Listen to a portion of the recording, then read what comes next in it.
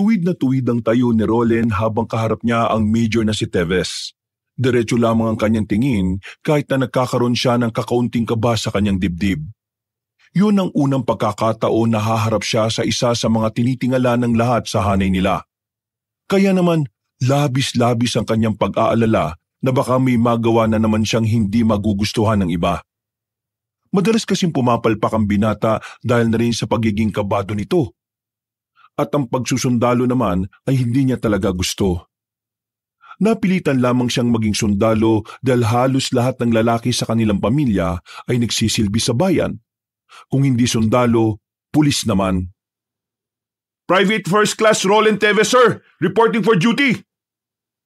First of all, congratulations. This is your first day. Inaasahan ko na magiging epektibong baguhan ka. Babantayan kita. Sir, yes, sir! You may go now.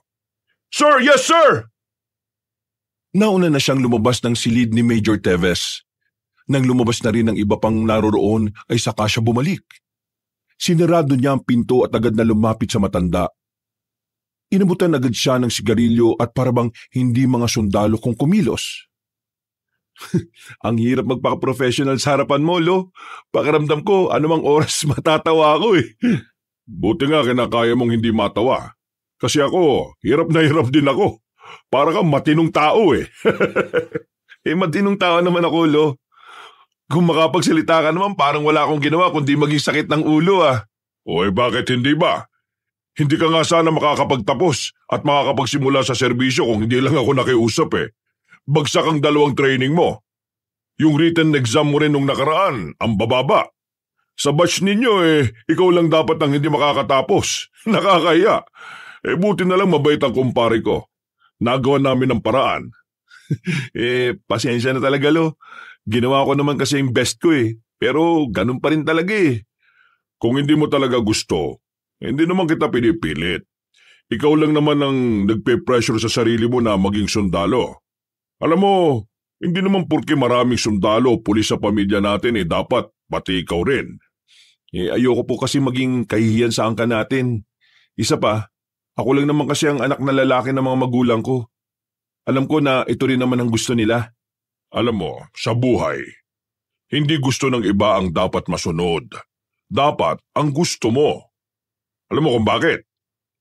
Darating ang araw na ikaw rin naman ang magsisisi na hindi mo pinili kung anong mga mas magpapasaya sa'yo. At mapagtatanto mo lang yon kapag huli na. Kapag wala ka ng oras para sa sarili mong pangarap. Ikaw, Lo, gusto mo ba talaga tong pagiging sundalo? Sa totoo lang, nung una, hindi. Ayaw na ayaw ko sa baril. Ang gusto ko kasi talaga maging pintor. Ang kaso, ito gusto ng tatay ko. Kaya ito ang kinuha ko. Pasalamat na lang din ako kasi kahit na papaano nagustuhan ko itong pagsusundalo. Kaya unti-unti ko na rin minahal. Siguro, matututunan ko ring mahalin tong pagiging sundalo ko, Lo. Rolen, nakakapagod pag-aralan ng pagmamahal. Sa buhay ng tao, yan lang ang hindi mo pwedeng ituro at matutunan ng sapilitan. Mauubos ka kapag pinilit mong mahalin ng isang bagay o kahit pa tao pa yan. Kaya kung ano ang sa tingin mo magpapasaya sa'yo, yun palagi ang pipiliin mo. Always prioritize your happiness. Malupit ang mundo. Mismong katiting na kasiyahan kailangan mo pang ipaglaban. Kaya kung may oportunidad, huwag mong palalagpasin. Napapangisi na lamang si Major Teves. Matapos nitong patayin ng sigarilyo sa ashtray, nauna na rin itong lumabas sa opisina. Si Rolly naman, naiwan sandali at napaisip sa huling sinabi ng kanyang lolo. Pinagabihan. Uy, insan, lalim ng iniisip mo ah. Uy, Francis, kanina ka pa ba dyan? Mga 1 minuto siguro. Pinagmamasdan kita eh. O ano, kumusta unang araw? Wala pa naman kami masyadong ginagawa pero sa susunod na linggo, baka maging stay-in na ako sa kampo. Alam mo insan, proud ako sa narating mo. Proud silang lahat sa'yo. Nakakaingit ka nga eh. Siguro, kung pagiging sundalo rin ang kinuha kong kurso, magiging proud din sa akin ng mga magulang ko eh. Alam mo, tanong ko lang ha, masaya ka ba sa pagsusulat ng mga libro? Ha? Oo naman. Masayang masaya. Yung kasi gusto ko eh. Natutunan ko kay Lolo na kung saan ka masaya, yun ang ilaban mo. Kaya wag mo nang isipin kung ano man yung iniisip nila. Hanggang wala kang ginagawang mali, ituloy mo lang. Hindi rin naman silang hahawak ng buhay mo kundi ikaw. Kung sa bagay, tama ka naman. Pero, congrats pa rin. Congrats din sa'yo sa bago mong libro. Ay teka, tungkol pala saan yung libro na ginawa mo? Kailan nilalabas sa publiko? Ilalabas yun sa susunod na buwan, pre. Sana nga maraming bumili. Hindi ko kasi alam kung magiging interesado ba yung mga tao sa aswang. Ano? Aswang? Yun yung topic mo sa bago mong libro? Oo, insan pre, aswang. Ang pamagat, minsan sa sityo ng San Nicolas. Uy, mukhang maganda yan Bibili ako niyan. Pero matanong ko lang, naniniwala ka ba talaga sa aswang? Kaya mo yung ginawa? Yung totoo? Oo, naniniwala talaga ako. Tumingin-tingin pa si Francis sa paligid nila. Siniguro niyang wala ni isa sa mga kamag-anak nila ang makakarinig sa kanyang sasabihin. Lumapit ito at pabulong na nagsalita. Hindi ko alam kung maniniwala ka pero bago namatay si Tio Bending nung nakaraang taon, nakakwento niya sa akin. Yung mga ninuno daw natin, pumapatay ng aswang nung panahon ng Kastila. Ano ka ba? Alam mo naman na may problema si Tio Bending sa pag-iisip Mali mo naman totoo. Di ba sa pelikula, kung sino pa yung mukhang hindi nagsasabi ng totoo, yung pa yung mga hindi nagsisinungaling. Ewan ko. Basta, wag na lang muna nating intindihin kung totoo yung aswang o hindi. Ang isipin natin, totoong magkakalibro ka na talaga. Ikaw naman, totoong magiging ganap na sundalo. Nag-apir pa ang dalawa ng mga sandaling yon. Matapos ang kanilang pag-uusap, ay pumasok na lang din si Roland sa loob ng kanilang bahay at saka natulog. Kinabukasan, maaga siyang umalis ng bahay. Nagtungo siya sa bayan kasama ang kapwa niya sundalo na baguhan din, si Erwin. Naisipan nilang bumili ng mga bago nilang damit na puti na magagamit nila sa pananatili sa kampo. Pati na rin ibang bagay na kanilang kakailanganin. Sana, magkasama tayo sa barracks. Putik, ayoko makasama yung mga hindi man lang nagsasalita. Hindi ko kasi kayang hindi magdadadaldal Hindi rin naman ako madaldal, no? At least, close tayong dalawa. Pero, seryoso, may nasagap akong info. Info? Tungkol saan? Narinig ko sa usapan ng dalawang kuya ko. Yung nasa kabilang division, may operation daw na gagawin sa susunod na linggo. Baka raw magsama ng mga bago. Tingin ko pre, isasabak tayo kaagad sa gera Hindi namang gera. May i-verify lang tayo sa area. Sabi na sa akin ni Lolo yan. Nip, iba talaga kapag may lolo na major no? Sus, Intel Group nga mga kuya mo Natigil lang ang kanilang usapan nang biglang may nakabanggaan na matandang babae si Erwin. Munti ka nang matumba ang matanda dahil sa laking tao ba naman ni Erwin.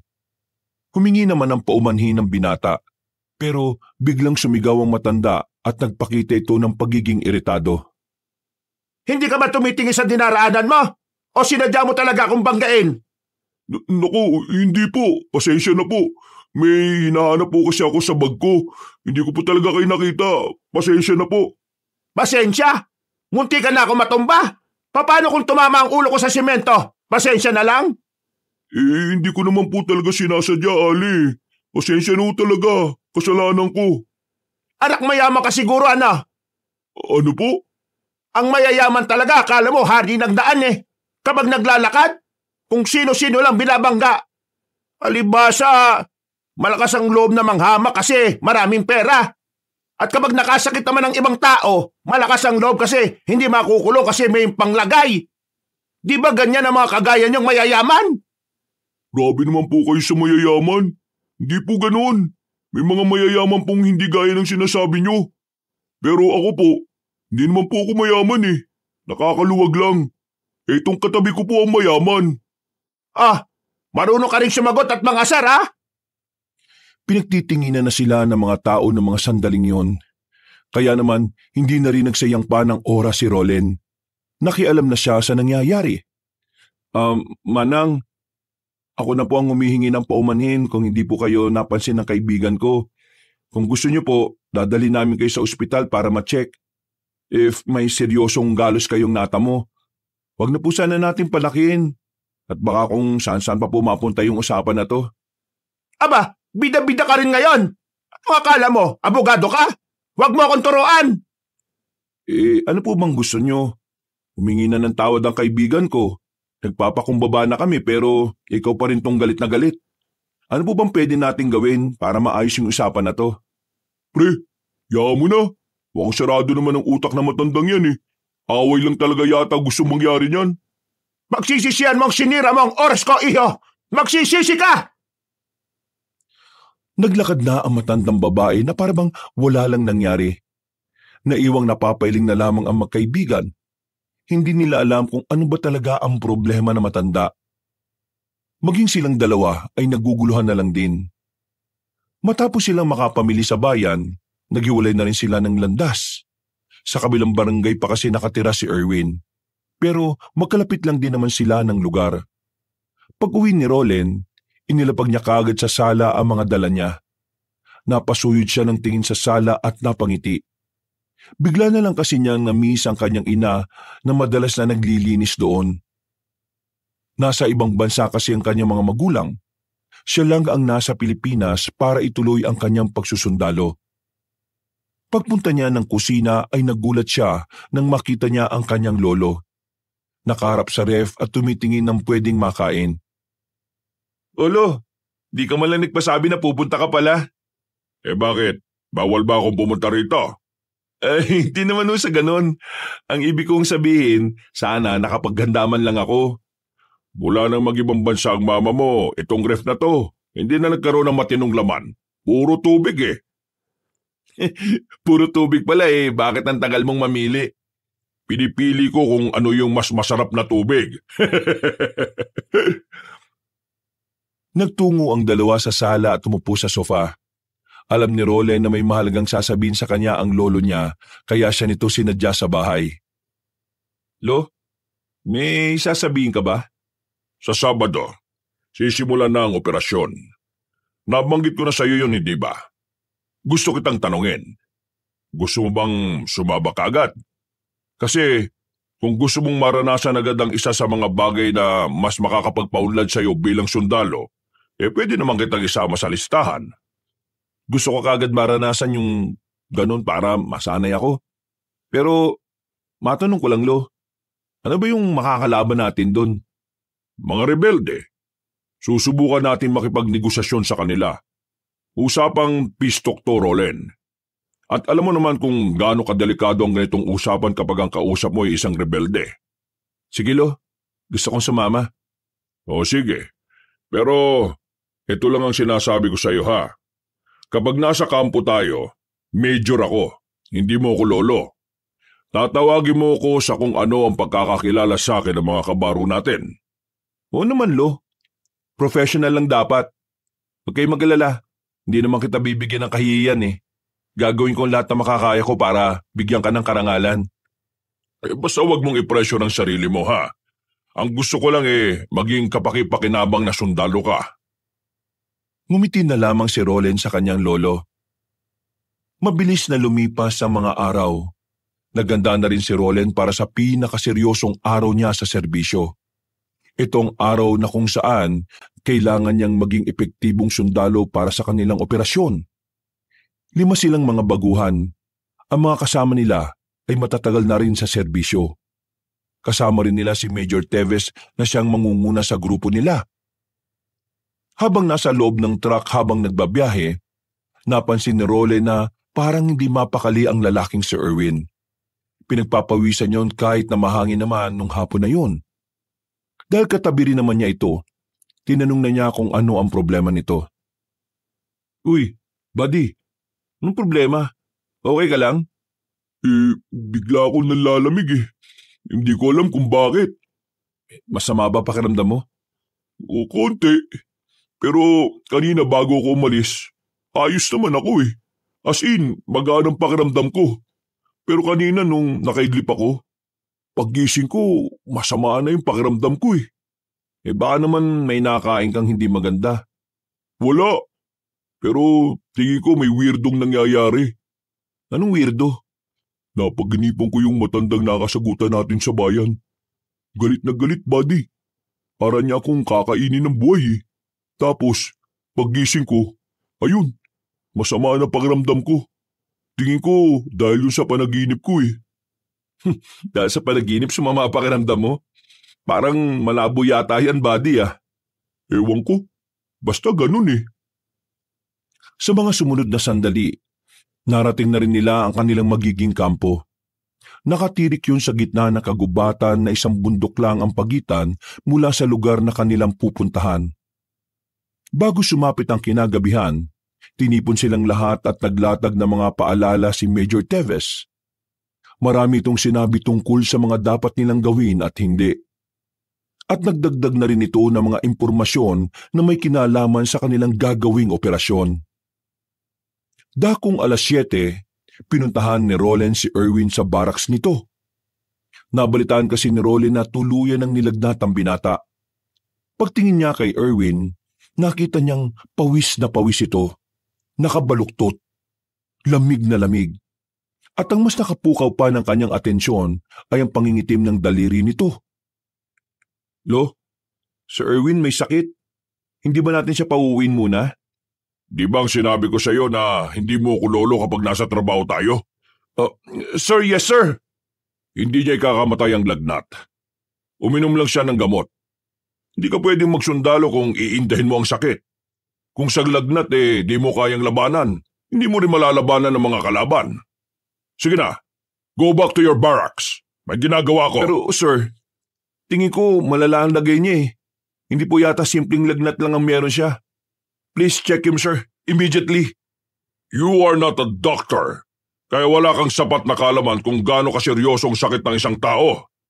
According to your words, sir, nung nasa training pa lang kami, it's better to have an insight kesa wala. And according to my observation, that's a serious matter. Ang sinasabi ko ay connected sa pagiging sundalo at hindi konektado sa pagiging doktor. You cannot diagnose a person if you are not a professional doctor. Then you can tell me that this is only a simple fever. If you're not a doctor, sir. Napanganga na lamang si Major Teves. Hindi nito magawang magalit sa apo dahil alam niyang meron namang punto si Roland. Huminga ito ng malalim. Sandaling binitiwan ng mga papel na nasa lamesa. Sige, ano bang naging basihan mo para sabihing hindi lang yung simpleng lagnat? Give me a valid reason. Based on my observation, sir, hindi tumitigil ang pagpapawis niya. At according to him, nilalamig siya ng sobra. Napansin ko rin yung mga kuko niya sa kamay, nangingitim. At ano? Sabi niya sa akin, may naririnig siyang boses na matandang babae. Nabigla si Rolly nang tumayo agad si Major Teves. Nagpasama ito sa kanya patungo sa barracks nila. Nang makita ni Major Teves ang kalagayan ni Erwin, tila alam na agad nito kung ano ang naging problema. Iwan niyo na muna kami ni Private Teves dito. Sige na! Agad na nag-alisa ng mga kabaryo nila. Nang sila na lang ang nasa loob ng barracks, sinuri ni Major Teves ang katawan ni Erwin. Sir? Humanap ka ng matinong signal. Tawagin mo si Tito Franco mo. Sabi mo sa kanya, papuntahin dito sa kampo si Mr. Yang. Palim lang ka mo. Wala dapat makakita sa kanya rito. Ano bang nangyayari? Sumunod ka na lang muna kung gusto mong mailigtas tong kabady mo. Kinuha agad ni Roland ang kanyang cellphone. Makalipas lang ang halos 10 minuto, nakahanap na rin siya ng matinong signal. Nagawa niyang matawagan ng numero ng tiyuhin niyang si Franco. Pero ang narinig niyang boses sa kabilang linya ay boses ni Francis. Hello, Tito Franco? Uy, insan, si Francis to. Si Tito Franco kasama si Papa. Lumabas bumili ng alak Naiwan tong cellphone niya. Pakisabi kay Tito Franco pagbalik niya, pinapautos ka mo ni Lolo na puntahan niya si Mr. Yang at papuntahin daw dito sa kampo. Ngayon din daw kagad. Palihim lang daw bawal makita ng ibang kabaro namin. Sino? Si Mr. Yang? Yung incheck na na albularyo? Anong gagawin ng albularyo dyan? Ewan ko, nagugulan din ako kay Lolo Pero ikukwento ko na lang sa'yo kapag nakauwi na ako. Sige na. Pinutol na agad ni Roland ang tawag at dali-dali na rin siyang bumalik. Inabutan niyang naroon pa rin ang lolo niya sa barracks nila Erwin. Sinusuri pa rin ito ang ilang parte ng katawan ng kanyang kaibigan. Nasa gilid lamang si Roland. Naghihintay kung kailan matatapos ang ginagawa ni Major Teves. Anong sabi? O raw, papupuntahin na raw dito. Lo, may gusto sana akong itanong Hindi mo ako lolo rito. Sir, pwede po ba akong magtanong, sir? Ano yon? Bakit kailangan natin ng albularyo? Hindi ba dapat yung medical team ang mag-asikaso niyan? Sila dapat ang tinawagan natin? Hindi magagamot ng mediko kahit na anong gamot mula sa ospital ang kalagayan ni Erwin. Ano pong ibig niyong sabihin, sir? Naniniwala ka ba sa mga aswang? Kung hindi ka naniniwala, wala akong oras para ipaliwanag sa'yo. Sinasabi niyo po bang naniniwala kayo sa aswang, sir? Naniniwala ka ba o hindi?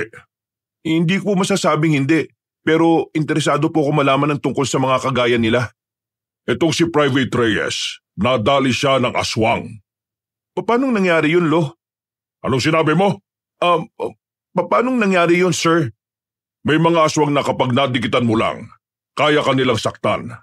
Kapag natanda nilang amoy mo, meron silang ginagawa na parang kagaya ng sakulam.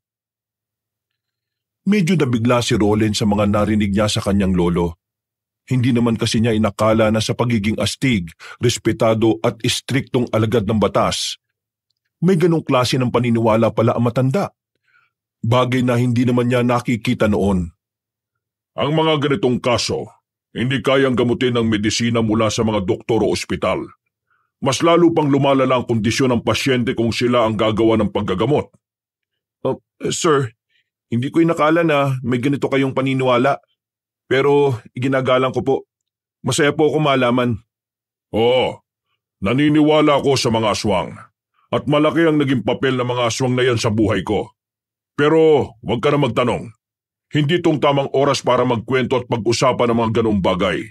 Tungkol ito kay Reyes at hindi sa akin. Tumango na lamang si Roland noong mga sandaling yon. Maya-maya pa, nang tulog na ang karamihan sa kanila, ay dumating na rin si Mr. Yang. Agad nitong sinuri si Erwin na hanggang sa mga sandaling yon ay hindi pa rin nagkakamalay. Pagtingin nila sa kuko ni Erwin sa paa, itim na yon, para bang kakulay na ito ng duhat. Kayo ba wala alaala kung itong lalaki merong kaaway? Mabait na tao si Reyes, makulit. Pero masasabi kong pala kaibigan siya sa lahat at magalang din sa matatanda. Wala akong maalala na nagkaroon kami ng problema dahil sa kanya. Kasi nakikita ko ang dahilan. Bakit siya nagkaganyan? Kasi may isa aswang galit sa kanya. Naalala ko na. Nung nakaraan, nagpunta kami sa bayan. Meron nakabanggaan si Erwin na matandang babae. Nagbanta siya na magsisisi raw si Erwin. Hindi kaya yun yung aswang? Mismo! Yung aswang talaga. Yun ang gawa nito sa kanya. Ay, nako. Aswang na naman. Pero wag kayo alala. Ako bahala sa tao na ito. Kakayanin niya kaya na sumama bukas ng gabi? Bukas umaga. Pag ako gamot siya ngayon, ayos na siya bukas umaga. Gabi pa naman kayo alis, diba? Kaya wala problema. O sige, gawin niyo makakaya niyo para gumaling ang isang yan. Ako nang bahala sa inyo. Ay nako, wag na bayad. Para ka others Tagal na tayo makakilala. Bakit ka babayad? Sige na, ako na bahala. Kayo, labas muna. Sige na, labas muna kayo. Magbabantay lang kami sa labas. Lumabas ang maglolo. Naglabas na muna ng sigarilyo ang matandang lalaki at nag-abot ng isa kay Roland. Matagal na po pala kayong magkakilala ni Mr. Yang, sir. Mukhang marami na po yata kayong nalalaman tungkol sa mga aswang, Sa susunod na mga araw, malalaman mo rin ang lahat ng kwento ko. Kapag natapos na itong misyon natin. Makalipas lang ang isang oras, lumabas na rin ng barak si Mr. Yang. Pawis na pawis ito at parang pagod na pagod. Magiging ayos na siya basta pahinga muna hanggang umaga ha. O paano? Ako alis na. Hindi ka man lang ba magpapahinga muna o magkakape man lang muna? Ay hindi na. Baka mamaya ako pa kita dito mga kasama mo. Tapos ikaw sumpong. Pagalitan ka na naman. O sige na. Ako alis na ha. Sige, maraming salamat ulit Mr. Yang. Babawi ako sa ibang araw. Kumaway na lamang ang matandang incheck habang papalayo yun. Buntong hininga na lamang ang nagawa ni Major Teves. Pumasok sila muli sa loob. Nawala na ang pangingitim ng kuko ni Erwin. Hindi na rin yung pinagpapawisan. Normal na rin ang init ng katawan. Walang nakakalam ng tungkol dito. Magagalit sa akin yung mas mataas. Hindi kasi sila naniniwala sa pinaniniwalaan ko. Sige na, bumalik ka na sa barracks mo. Lo, pangako nyo, ikukwento nyo sa akin lahat ng tungkol sa mga aswang ha. Hindi na nagsalita pa si Major Teves.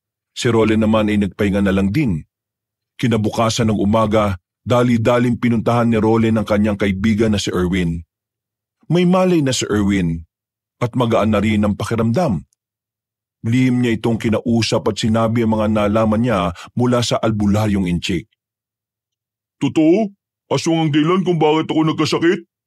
Oo, yun ang sabi ng albularyong kakilala ni Lolo. Sinasabi ko na nga ba may kakaiba sa matandang yun eh. Wisit yun ah. Pero, kumusta ka naman ngayon? Wala ka na bang naririnig na akong ano? Wala naman na. Nasa maayos na kalagayan na ako ngayon. Sadyang hindi ko lang inakala na magiging ganon, buddy. Wala naman akong kasalanan sa kanya, di ba? Ewan natin. Baka ganun talaga mga aswang. Ako nga, kagabi lang ako naniwala talaga eh. Huwag kang maingay kasi mismong si Lolo naniniwala rin. Kaya nga eh. Di ko rin talaga inakala na si Major may alam din sa mga aswang-aswang na yan. Pero maraming salamat talaga. Ngayon okay na ako. Buti gumaling na ako kaagad. Gustong-gusto ko pa naman sumama mamayang gabi. Naging mabilis ang paglipas ng oras nung araw na yon. Sumapit na rin ang kinagabihan. Nasa harapan na si Major Teves para kausapin silang lahat. Sa mga oras na ito, nakakaramdam na rin ng kaba si Roland. Kaba na may halong kaligayahan. Pero dinadasal-dasal niya rin na sana ay maging maayos ang lahat. Ngayong gabi, pupunta tayo sa iniinalang kuta ng mga rebelde. Susubukan natin silang kausapin tungkol sa kapayapaan. Hanggat wala silang ginagawang makakapahamak sa atin, hindi tayo magpapakawala ng bala. Hanggat maaari lang ay prioridad natin ang kasunduan. Iiwas tayo sa karahasan. Ngunit kung sakaling kailangan na nating ipagtanggol ang mga sarili natin, huwag tayo magdadalawang isip na protektahan ang isa't isa. Sir, just want to ask a question, sir. Hindi to recitation, Private Teves. Pero sige, anong itatanong mo? Sir, bakit kailangan gabi tayo makipag-usap sa kanila? Dahil nakatanggap ako ng impormasyon kahapon na tuwing gabi lamang naroon ang kanilang commander. Siya ang pakay natin makausap. Wala ka na ba ibang tanong? Sir, wala na sir. Agad na rin silang lumarga matapos ng kanilang sandaling paglilinaw. Habang naglalakad, hindi maiwasan ni Roland na mapatingin-tingin sa paligid. Gustong-gusto na niyang itutok ang baril niya, pero may parte pa rin ang kanyang kalooban ng tila nababahala. Magkakahalong saya at kaba ang nararamdaman niya. Buddy, ayos ka lang? Oo naman, ayos lang ako. Medyo kabado nga lang. Itong unang pagkakataon natin nasasabak eh. Ako rin. Kinakabahan ako. Dinadasal ko na nga sana maging maayos lang yung maging usapan. Nagdaan ang halos 1.5 oras, natanaw na rin nila ang kinaroroonan ng mga rebelde. Maliwanag doon, parang isang barangay. Sumenya si Major Teves na kailangan na muna nilang tumigil, pero paghinto pa lang nila, may nagpaulan na kagad ng bala. Natatarantang sinunod ni Roland at Erwin ang sinabi ng Major. Pagtingin nila ay may mga papalapit ng rebelde sa kanila. Kahit na kinakabahan, ikinalma ni Roland ang sarili niya. Tumulong na rin siya sa pagpapaputok. Pinagbababaril nila ang mga rebelding nagtatangkang makalapit sa kanila. Retreat! I said retreat! Wala silang nagawa kundi ang umatras na lamang muna. Ang usapang pangkapayapaan na sisimulan pa lang sanang pag-usapan nauwi lamang sa patayan. Sa isang iglap lang, 2 agad ang nalaga sa bilang ng mga sundalo. Nagawa naman nilang makalayo. Pansamantala silang nakapagtago sa malaking bato, habang ang iba naman ay nagbabantay sa gilid. Maputukan ang mga rebelde sa oras na mag-approach sila sa atin. Wala silang balak na pag-usapan ng kapayapaan. Kailangan na rin natin pumalag. Sir, wala na po si Sargento Guido at Private Marabag. Parehong may tama sa ulong 2 nilang kasama. Si Rolen sandaling natulala. Tila nagdulot ng matinding trauma sa kanya ang makita ang mga kasamahan na namatay. Para siyang natutuliro. Bitbitin silang 2. Babalik na muna tayo sa... Ha! Muli silang napadapa nang marinig ang makakasunod na putok ng baril. Sa mga sandaling ito, nakipagsabayan na rin sila. Isa si Rolen sa matapang na nakipagpalitan ng putok. Kahit madilim, nagagawang makatama ng binata. Pero nang tumingin siya sa gilid, nakita niya ang lolo niya na meron ng tama sa tagiliran. Lo! Focus! Huwag mo akong tawaging lolo! Nagmamatigas ka ba? May tama ka na eh. Tinulungan niya makaupo ng maayos sa matandang lalaki. Nakita niya na malakas ang tagas nito sa tagiliran. Nakatingin ito sa kanya ng diretsyo. Parang nahihirapan ng huminga. Lo! Uy, Lo! Huwag kang ganyan, Lo, ha? Sa bahay ko, sa basement. Kunin mo yung baol. Buksan mo. Susi sa kwarto ko. Lo, ano bang sinasabi mo? Lumabang ka dyan! Saka lamang napagtanto ni Role na hindi lang pala tagiliran ng tama ni Major Teves. Tinamaan din pala yon sa gilid ng dibdib. Kaya wala pang ilang minuto, tuluyan na ngang binawian ng buhay ang tinuturing nilang leader. Wala silang magawa ng mga oras na yon kundi ang umatras. Kapag tumagal pa sila roon, ay maaari silang mapalibutan at maubos. Buong pagsisikap nilang binuhat ang mga kasama nilang sugatan at namatay. Sa awa ng Diyos, nagawa nilang makaalis sa lugar na yon. Nakabalik sila ng kampo. 5 ang nalaga sa kanila kabilang si Major Teves. Agad naman itong nakarating sa mas nakatataas sa kanila. Mabilis ang mga pangyayari. Parang nung gabi lang ay kausap pa ni Role ng kanyang lolo. Pero sa mga sandaling ito, nasa harapan na siya ng burol nito. Hindi siya makapaniwala na sa isang iglap lang, mawawala ang kanyang hinahangaang sundalo. Insan, ako naman na magbabantay. Magpahinga ka na muna. 2 araw ka nang walang maayos na tulog eh, oh. Ayos lang ako, Insan. Gusto ko lang bantayan si Lolo hanggang sa mailibing na siya.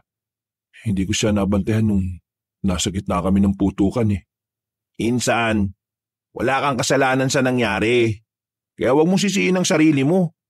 Tsak na malulungkot din si Lolo niyan kapag ganyan ka. Maraming salamat Pero dito lang ako. O sige, sasamahan na lang kita. Umupo si Francis sa tabi nito. Maya-maya lang, dumating ang albularyong si Mr. Yang. Lumapit ito sa kabaong. Matapos yun, napatingin ito kay Rolen na parang may nais itong sabihin. Nakuha naman agad ni Rolen yon. Pumasok sila ni Mr. Yang sa loob ng bahay at dito siya kinausap ng inchik. Sigurado ako meron sabi sa'yo lolo mo bago siya mamatay. Meron nga ho. Ang sabi niya sa akin, yung baul daw nasa basement. Buksan ko raw yung gamit yung susi na hahanapin ko raw sa kwarto. Tungkol saan ba yun? May alam ka ba sa sinasabi niya? Halik ka! Ikaw sama sakin! Saan tayo pupunta? Kunin mo muna susi. Tapos tayo punta sa basement. Teka, alam mo yung basement ni Lolo? Ako nga po, apo niya hindi ko alam yun eh. Halik ka na! Ako kwento sa'yo lahat dapat mo malaman. Sinunod na lamang ni Role ng sinabi ng matandang inchik. Noong mga sandaling yon ay nahihiwagaan na talaga si Rolen. Sabik na sabik siya. Kaya nang mahanap nila ang susi, Agad din naman silang nagtungo sa basement. Ang lagusan ng basement na yon ay nasa loob ng bodega. Hindi rin siya makapaniwala na meron palang sikretong lugar doon. Pagbaba nila, pinindot ni Mr. Yang ang switch ng ilaw. Base sa nakikita ni Roland sa galaw ng matandang inchik, parang ilang beses na rin pumupunta roon si Mr. Yang. Ito lugar para sa mga tao na pumapatay ng aswang. Dito kami lagi-lagi usap no araw. Dati dito nabubuo aming mga plano. Teka, ano ba talaga kayo? Yung lolo, siya aming leader nung siya binata pa. Kami lagi paslang aswang. Lolo mo, Berdugo. Sobra husay sa pagtugis mga nilalang. Si Lolo talaga? Si Major Teves? Oo, siya nga. Bago siya sundaro, siya muna babangis manunugis. Pero namapas lang namin iba aswang, siya tigil na. Siya pasok ami. Kasi yun sabi kanya ama. Kaya mula noon, iwanan ni lolo mo samahan. Pati iba namin kasama, aalis na rin. Iba punta, iba bansa. Iba naman buos na pamilya. Akala namin mga aswang di na babalik eh. Akala namin lahat aswang paslang namin. Pero di pala. Meron pa pala tila. Kaya ngayon, ako di ko alam ano gawin. Wala na samahan. Wala na rin lolo mo. Wala na lalaban sa aswang. Ay nako, nakakawindang tong mga nalalaman ko. Buong buhay ko na malapit ako kay Lolo. Wala man lang nakapagsabi sa akin ng tungkol dito. Pero ano bang laman ng baul na yan? Ikaw bukas. Dali, ikaw bukas lang. Agad na binuksan ni Roland ang baul gamit ang susing kinakalawang na. Nang mabuksan na niya, nakita niyang isang baril na kung tawagin ay senyorita. Isa't kalahating dangkal ang haba nito. Yang baril na yan. Yan gamit lolo mo nung laban siya sa aswang. Sobrang galing lolo mo dati pag gaya ang gamit niya. Alam mo bakit? Bakit to? Hindi yung pangkalaliwang baril. Yan ay meron nakadikit na mutya ng pangil ng kidlat. Mutya ng ano? Ng alin?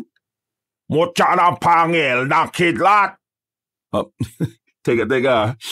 Ang gulo. Yung kidlat, may pangil? At yun ang mutya? Paano naman magkakaroon ng pangil yung kidlat? Tignan mo maigi yung baril. Dinampot ni Roland ang baril. Pagtingin niya sa hawakan nito ay merong nakadikit na tila pangil ng isang hayop. Kulay puti at matulis. Oh, ano to? Ang baril na yan, nakidlatan yung dulo kidlat. Yun ang tawag namin sa pangil. Kasi ang kidlat misang pagtama sa metal, may naiwan na ganyan na hugis pangil. Yung dulo pala ito ng kidlat na tumama sa metal na tumigas. Akala ko naman may pangil yung kidlat eh. Akala ko literal talaga na pangil. Yung pala nagkorting pangil lang. Tawag namin sa ganyan, pangil na kidlat.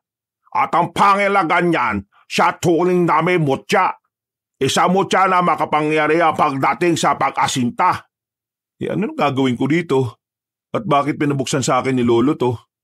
Isa lang ibig sabihin, ikaw susunod yapak na yung lolo. Ha? Bakit ako? Malahil ikaw taglay tunay na katapangan na gaya ng kanya katapangan. Hindi. Hindi ko alam kung magagawa ko yan. Baguang sundalo lang ako, tapos ngayon lalaban naman ako sa mga aswang. Hindi ko alam gawin yan. Roland, tingin ikaw sa akin. Tingin mo, ikaw pabayaan ko? Hindi. Bago mawala lolo mo, kami usap-usap. Na sakali mawala siya, ako bahala sa'yo gabay. Matali kami kaibigan lolo mo. Malami ako alam sa kanya. Kaya alam ko rin na ikaw kanya pili pala sunod ng yapak niya at ng inyo ni Nono. Huminga ng malalim si Roland. Naguguluhan siya sa mga nangyayari. Sabay-sabay na ang mga iniisip niya. Hindi na muna pinansin ni Roland ang mga nalaman niya. Itinoon na lang muna ni Roland ang atensyon niya sa burol ng kanyang lolo. Makalipas ang ilang araw, Nailibing na rin si Major Teves. Maraming nakipaglibing, marami ang nalungkot. Pero si Rolen, balak niyang balikan ang mga rebeldeng pumaslang sa lolo niya at sa kanyang mga kasamahan.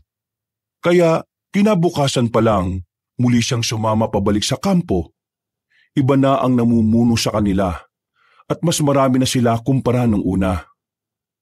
Buddy, ayos ka lang ba? Dapat kasi nag-leave ka muna eh. Hindi pa kondisyon ng utak mo eh. Kasi simula ako pa lang sa serbisyo, leave ka agad. Ayoko madungisan ng pangalan ni Lolo. Bibigyan ko ng hustisya ang kamatayan nila. Eh, ikaw ang bahala. Basta, focus ka lang ha. Hindi nagtagal, nakarating na rin sila sa kuta ng mga rebelde. Pero malayo pa lang, nagtataka na sila. Napansin kasi nila na parang tahimik ang lugar. Wala silang naririnig na mga nagtatawanan at nang-iinuman. Nang subukan nilang lumapit, nagimbal sila sa kanilang nakita. Patay na ang mga rebelde. Nakahandusay ang lahat ng yon. Kabilang na rin ang pinuno ng mga ito. Nakita nilang lasog-lasog ang katawan ng mga rebelde at wakwak pa ang mga tiyan. Sa mga sandaling ito, tila nagkaroon na ng ideya ang binatang si Rolen sa kanyang mga nakikita. Alam niya na maaaring ang mga yon ay pinaslang ng mga aswang. Sinuyod nila ang area. Mga ilang sandali lamang, nanlaki ang mga mata ng mga sundalo nang makita nila ang mga aswang na nasa taas ng mga puno. Agad na lumusob ang mga yon. Pinagbababaril nila pero sadyang mabibilis at maliliksi. Wala silang matamaan kahit na natatapatan pa nila ng dalang ilaw. Sa halip na sila ang makapatay ng aswang, sila pa ang nababawasan. Habang nangyayari ang lahat ng ito, dito na napagtanto ni Rolly na talagang hindi kakayanin ng normal na tao ang mga aswang. Mapanganib ang mga yon. Peligroso at delikadong kalabanin ito ng mga gaya nila. Kahit mga armado sila, wala silang binatbat sa bilis at diskarte ng mga aswang. Kaya noong mga sandaling yon, napilitan silang lahat na umatras. Kahit kasi anong gawin nila ay hindi pa rin sila makatama. Dali-dali silang tumakbo pabalik. Nang makabalik sila sa kampo, marami ang nalaga sa kanila. Halos kalahati. Natuliro ang mga kabaro nila. Kahit ang mga veterano nagulat din. Yun ang unang beses na meron silang nakaengkwentrong mga aswang. Ang insidenteng yun ay kumalat sa kampo nila sa bayan ilang araw lang ang nakalipas. Naggalit ang mga nakatataas at dahil dito tinanggal sila sa operasyon. Pinalitan sila ng mga bago. At ang isinumbong nila na tungkol sa aswang, kagaya ng inaasahan, hindi pinaniwalaan. Visit talaga. Ayaw nilang maniwala sa amin. Pati si Sargento, sinuspindi nila. Sinabihan pa nilang gumagawa ng kwento. Totoo naman talaga may aswang eh. Banas na banas si Rolly nang makauwi na siya galing ng kampo. Kausap niya ang kanyang pinsan na si Francis. Magkarap sila sa lamesa habang nagmimerienda. Di ba sabi ko naman sa'yo, totoo mga aswang? Totoo rin ang mga balibalitang ang angka natin dati ay mga birador ng mga aswang. Akala mo, hindi ko alam yung sinabi ni Mr. Yang sa'yo, no? Paano mo nga nalaman? Malamang, tinanong ko siya. Sinabi niya rin sa akin kasi apo rin naman ako ng lolo natin eh. Pero ano palang balak mo? Tatanggapin mo. Ako kasi hindi talaga pwede eh. Wala akong alam sa paghawak ng mga armas o sandata na yan. Hindi ko alam kung tatanggapin ko. Wala rin naman kasi ako mabigat na dahilan eh. Mabigat na dahilan? Hindi ba mabigat na dahilan na ang angka natin kalaban ng mga aswang? Anumang oras, pwede nilang saktan ng isa sa mga kadugo natin. At biglang responsibilidad ko na ngayon ng buong angka natin. Hindi lang buong angka, no? Baka buong sangkatauhan na rin dito sa probinsya natin. Hindi na lamang sumagot ng lalaking si Rolen, pero gumulo rin sa kanyang isipan ang mga narinig niya. Pakiramdam niya bigla, meron siyang obligasyon sa lahat. Pakiramdam niya, responsibilidad niyang maging tagapagligtas ng mga tao. Pagkatapos ng kanilang pag-uusap, agad na tumungo na lamang ang binata sa kanyang silid. Muli niyang inilabas ang senyorita na itinago niya sa loob ng aparador. Walang kalam-alam si Mr. Yang na kinuha na niya ulit yon. Wala namang bala to eh. Anong silbi ng baril na to? Tiningnan niya yon ng maigi. Laking gulat niya nang bigla na lamang kumislap ang dulo nito.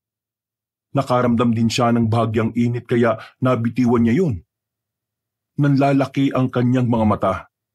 Nagtataka siya kung ano ang nangyari. Nung unay sinampal niya pa ang sarili niya sa pag-aakalang baka nananaginip lang siya. Kumuha siya ng basahan at muling ibinalik ang baril sa aparador. Agad naman niyang pinakontak kay Francis sa matandang albularyo. Kaya kinabukasan ng umaga, muling nakipagkita sa kanya si Mr. Yang. Nasa basement na naman sila ng kanyang lolo. Ano ba meron? Bakit ako patawag mo? Meron ako pasyente mamaya hapon eh. May gusto lang kasi ako malaman tungkol sa senyorita na baril. Ha? Akala ko ayaw mo. Bakit ikaw interesado ngayon? Kinuha ko yung baril. Kinuha mo? Ginamit mo? Hindi. Itinago ko lang sa aparador. Ano tanong mo? Gusto ko lang malaman kung ano ba talaga meron doon. Nung hawakan ko siya kanina nakaramdam ako ng kakaiba. Medyo mainit. Tapos, biglang kumislap yung dulo ng baril na yun. Sabihin mo nga sa akin, ano ba talaga meron sa baril na yun? Hindi ka kasi kinig sa akin eh. Ang sabi ko, yung baril na senyorita, di pangkalaliwan, di basta-basta, makapangyalihan. Kaya niya patay aswang kahit wala bala. Teka. Baril na walang bala? Aba, mukhang maganda yatang may sulat yan ah. Kaya makapas lang ng aswang kahit na walang bala? Anong gagawin mo sa baril na yun? Ipambabato? Sa oras hawakan mo baril, senyorita. Kung ikaw ang kikilalanin kanya bago amo, makakalon siya kay makapangyarihan. Sa loob baril, may mabububulitas na dulot na kapangyarihan. Yun ang makakapas lang sa aswang. Medyo nalalabuan ako eh. Ngayon lang kasi ako nakakita ng ganong klase ng baril. Ang sinasabi niyo sa akin, meron pang kapangyarihan. Seryoso ba talaga tong usapan na to? Insan, totoo mga sinasabi sa iyo ni Mr. Yang. Totoo may kapangyarihan ng baril na senyorita. Dahil sa mutya ng pangil ng kidlat. Hindi mo lang talaga alam na ang angka natin may kakaibang itinatago. Kung babasahin mong libro na isinulat ng isa sa mga lolo natin, doon mo malalaman kung saan nagmula yung baril na senyorita. Saan nga ba nagmula? Ayon sa nabasa ko, ang baril na senyorita ay galing sa isang misteryosong Kastila na bigla lang daw lumitaw sa bukirin. Gabi raw kasi noon. Habang naglalakad ang isa sa mga lolo natin at ang kanyang mga kaibigan, bigla silang inatake ng mga aswang. Pero dumating tong Kastila. Di nagtakbuhan yung mga kasama ng lolo natin. Tapos, yung Kastila, napatay naman daw yung mga aswang. Pero hindi alam ng lolo natin, bago pala dumating yung Kastila, marami na pala yung sugat sa katawan. Kumbaga, bago yun, napalaban pa pala sa iba. Di namatay yung Kastila na yun. Naubusan ng dugo. Pinamana ngayon sa lolo natin yung baril. At ang baril na senyorita, si Lolo Major ang huling naging amo. Kung sakaling papayag ka na ikaw ang humawak nun, ikaw na ang bagong tagapangalaga ng baril. Napatango si Mr. Yang sa sinabi ni Francis. Napapaisip lang din naman si Roland noong mga oras na yun. Parang habang tumatagal kasi, ay nagkakaroon na rin siya ng interes sa mga bagay na may kinalaman sa mga aswang. Natapos ang usapan nilang yon, mas lalo na namang nagulo ang utak ng binata. Gabi na nang maisipan ni Roland na dalawin ang kanyang lolo sa puntod nito. Malapit lang din naman kasi sa kanila ang sementeryo.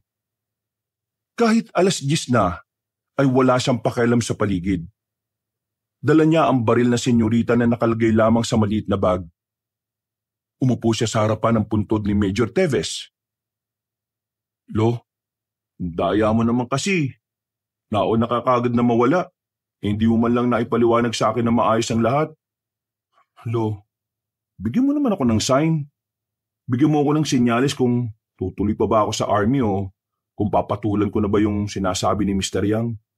O sige, Ganito na lang. Kapag humangin ng malakas, ibig sabihin, gusto mo akong tumuloy sa army. Pero kapag may nagpakitang aswang ngayon, ibig sabihin, susunod ako sa yapak mo. Ano? Deal? Nawala ang ngiti ni Roland nang mapagtantong para siyang siraulo na kinakausap ang harapan ng puntod ng kanyang lolo. Pero wala pang ilang minuto, naramdaman na lamang niya na meron ng kumakaluskos sa paligid. Napalingon siya sa mga puno sa hindi naman kalayuan. Meron siyang nakitang tao na naroon. Hindi niya alam kung bakit. Dahil sa kanyang kurisidad at sa pag-aakalang magnanakaw lang yon, tumungo siya roon para tingnan ng malapitan. Sa hindi inaasahang pagkakataon, napalingon sa kanya ang lalaking nasa itaas ng puno. Hindi niya gaanong makita ang mukha dahil kulang ang liwanag na meron ng lugar. Pero narinig niyang bigla na lamang yung umangil na parang mabangis na hayop.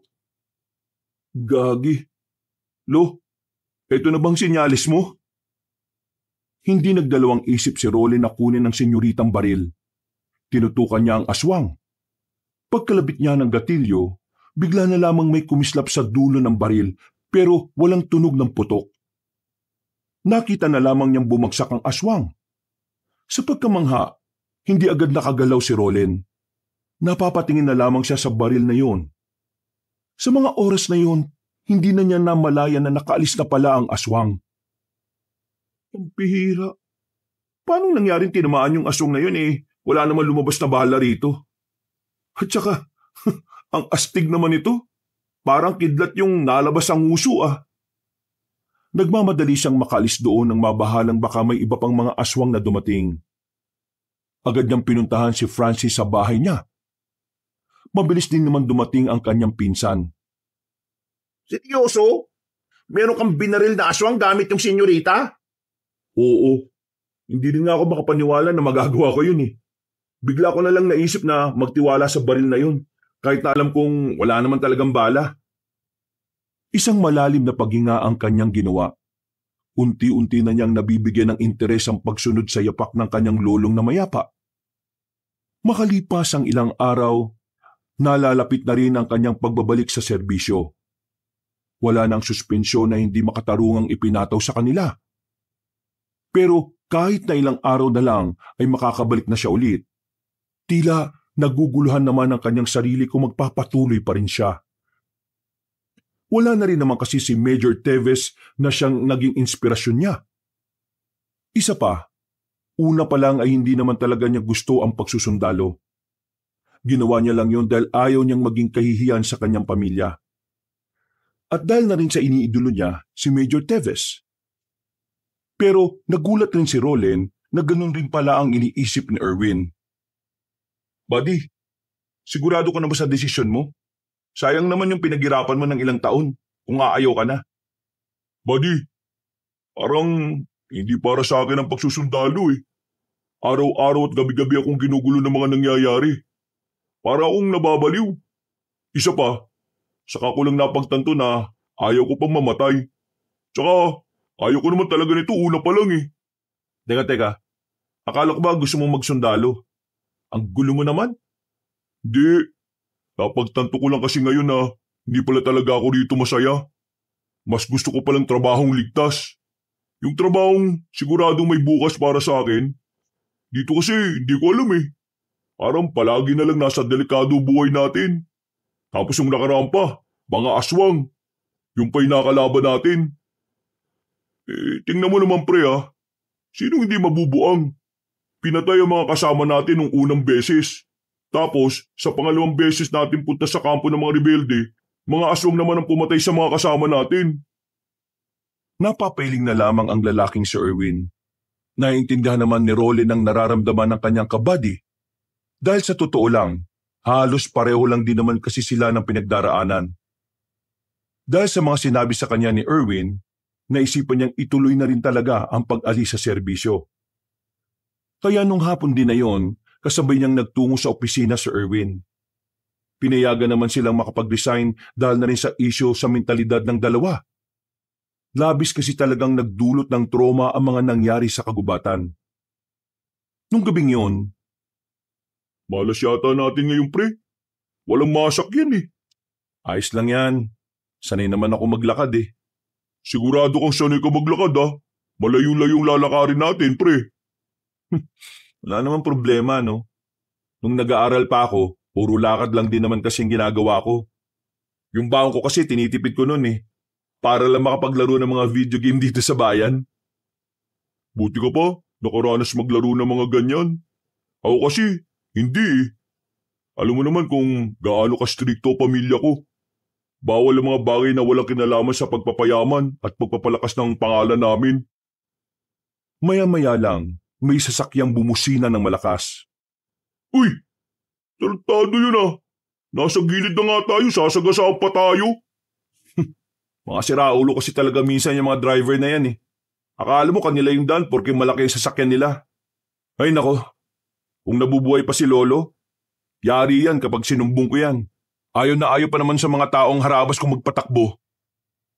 Sandaling natigil ang kanilang pag-uusap nang bigla silang may makitang babae na nakaupo sa gilid. May dala itong isang malaking bag. Narinig nilang parang iiyak na ang babae kaya nag-alala sila. Nilapitan nila ang babae. Nakita nilang tila meron itong iniinda sa paa nito. Miss, anong problema? Anong nangyari sa'yo? Masakit ang paa ko eh. Namumulikat siya kanina pa. Hindi ko alam kung paano siya ibabalik sa dati. Miss, ayos lang ba sa'yo kung tutulungan ka namin? Mahahawakan lang yung paa mo para mawala yung paninigas ng paa mo. Sige, pakiusap. Tulungan niyo ako. Sige miss, kaming bahala. Huwag ka mag-alala. Maalam din kami sa ganito. Mga sundalo kami. Baguhan nga lang. Pero kaka-resign lang rin namin. O sige, ayos lang. Mukha naman kayo mapagkakatiwalaan eh. Hindi na nagsayang ng oras ang dalawang lalaki. Nakikita na kasi nilang parang namumutla na ang babae sa sobrang sakit. Umaakyat na rin kasi ang pulikat nito hanggang hita. Ginawa ng dalawang lalaki ang kanilang makakaya para mawala ang pulikat ng babae. Mga ilang sandali lang ay nakaraos na rin ito. Pawis na pawis ang dalaga ng mga sandaling yon. Si Roland at Erwin naman ay nakahinga na rin ng maayos. Akala kasi nila ay hindi nila maaagapan. Ayan, ayos na. Makakalakad ka na ulit. Miss, saan ka ba nakatira? 9:00 na ng gabi at mag-isa ka lang dito sa daan. Di ka ba natatakot? Natatakot. Kaso wala naman ako magagawa eh. Kailangan ko maglakad. Wala naman kasing masakyan. At isa pa, malapit na rin naman ang tiraan ko dito sa bayan. Nakatira ako sa boundary ng bayan at ng baryo Masinloc. Dadaan ka pa ng gubat? Oo, mas malapit kasi kapag doon ako dumaan eh. Araw-araw mo ba itong ginagawa kapag unauwi ka? Napakadelikado. Babae ka pa naman. Kailangan ko maghanap ng trabaho eh. Kung hindi ako makakahanap ng trabaho, wala kaming kakainin ng lola ko. O sige, ihatid ka na namin pauwi sa inyo. Delikado ang gabi ngayon eh. Tara pre, hatid natin siya. O sige, wala namang problema. Sigurado ba kayo sa sinasabi nyo? Baka nakakaabala ko sa inyo mga sir. Hindi naman. Papauwi na rin kasi kami at wala na rin naman kaming ibang gagawin eh. Huwag ka na maya. Isipin mo na lang na nagsisilbi kami sa bayan at ikaw ang bayan namin. Buddy, joke ba yun? Ang corny. Siya nga po pala, Gabriela ang pangalan ko. Hango ang pangalan ko sa isang babaeng matapang at mabangis. Ang ganda nga ng pangalan mo eh. Ako nga pala si Erwin. Ako naman si Roland. Bagay na bagay ang mga pangalan niyo sa inyo. Nagtawanan sila nung oras na yon na parabang matagal na silang makakakilala. Maya-maya lang, agad na rin namang sinimula ng paglalakad. Nang nasa kagubatan na sila, tahimik lang ang dalawang lalaki. Nabuhay na naman ang kanilang trauma. Naalala na naman kasi nila kung ano ang nangyari sa kanila sa kagubatan. Pero kahit na ganon, pinilit nilang hindi maghari ang takot sa kanilang kalooban. Kailangan nilang maihatid ang babaeng si Gabriela kung saan man ito nakatira. Masayang kausap ang babaeng si Gabriela. Dahilan para kahit papaano ay mabawasan ang pangamba nila. Pakiramdam talaga ng dalawang binata ay matagal na nilang nakilala ang babaeng yon. Magaan kasi ang kalooban nila. Hindi dahil may gusto sila sa babae, hindi dahil sa maganda ito at sexy, kundi dahil pakiramdam nila ay mabuting tao ang babaeng yon. Alam mo, siguradong mabait na apo ka. Kasi kahit alam mong delikado, dumadaan ka pa rin dito para lang makahanap ng trabaho. Sa aming paghihirap kasi, wala kaming choice. Minsan nga, buhay pa namin ng kapalit pero dahil kailangan namin makasalba sa isang araw, sumusugal kami. Naintindihan ka namin. Kaya nga pakiramdam namin, proud na proud sa'yo lola mo eh. Kami na lang ng lola ko magkasama sa buhay. Kaya ayon, lahat ginagawa ko para sa kanya. Sandaling nanahimik ang tatlo. Hindi kalaunan, nakarating na rin sila sa isang bahay na yari na rin sa semento. Pero wala itong ikalawang palapag. Mahabang bahay lang yon. Bahay ito ng dating kakilala ni Lola. Naipamana lang sa amin ang pumanaw na siya. Halika kayo, pumasok kayo. Ipapakilala ko kayo sa lola ko. Malawak ang bakuran ng bahay. Walang supply ng kuryente pero maliwanag dahil malakas ang mga lampara. Nakakatinginan ng dalawang lalaki. Ang akala kasi nila ay may ibang kapitbahay sila Gabriela. Pero wala. Nasa parte pa rin sila ng kagubatan. At wala silang ibang makitang naroon kundi ang mga nagtataasang mga puno. Lola, nandito na po ako. Ay, siya nga po pala. Kasama ko nga pala sila Erwin at Rolen. Mababait po silang tao. Tinulungan po nila ako nung mamulikat ang paa ko. Tapos, hinatid po nila ako dito para makarating ako ng ligtas. Magandang gabi po sa inyo. Hello po! Nakahiga lang ang matanda sa papag. Nakaharap ito sa dingding. Hindi humaharap sa kanila. Nagkibit-balikat na lamang ang dalawang lalaki. Pasensya na kayo ah. Mainitin talaga ang ulo ni Lola eh. Alam niyo naman, tumatanda na. Tulog yata lola mo eh. Nakakabala yata kami. Hindi, gising pa yan. Sadyang hindi niya lang kayang humarap sa mga tao. Mahiyain siya eh. Pero kapag ganyan siya, inis yan kasi anong oras na naman ako umuwi. La, dito lang kami sa bakuran ah. Tawagin mo lang ako kapag may kailangan ka. Tumungo sila sa bakuran. Tumambay na muna ang dalawang lalaki roon habang naghihintay sa babaeng si Gabriela. Ipagtitimpla raw kasi sila nito ng kape. Habang naghihintay, hindi maiwasan ni Erwin at Rolen na mapansin ang kanilang paligid. Hindi ko kayang tumira sa ganitong lugar. Mamamatay ako nito sa lungkot eh. Uy, naano boses mo? Baka mamaya marinig nila tayo eh. Pero, di ba sabi niya kanina, sa boundary siya ng gubat at baryo Masinlok? Eh ano to? Kaya nga eh. Yun din ang napansin ko. Malayo pa rin yung baryo ng Masinlok, di ba? Parang doon pa nga yata sa kabila yun eh. Pero mukha naman siya mabuting tao eh. Baka masyado lang tayong nag-iisip. Siguro.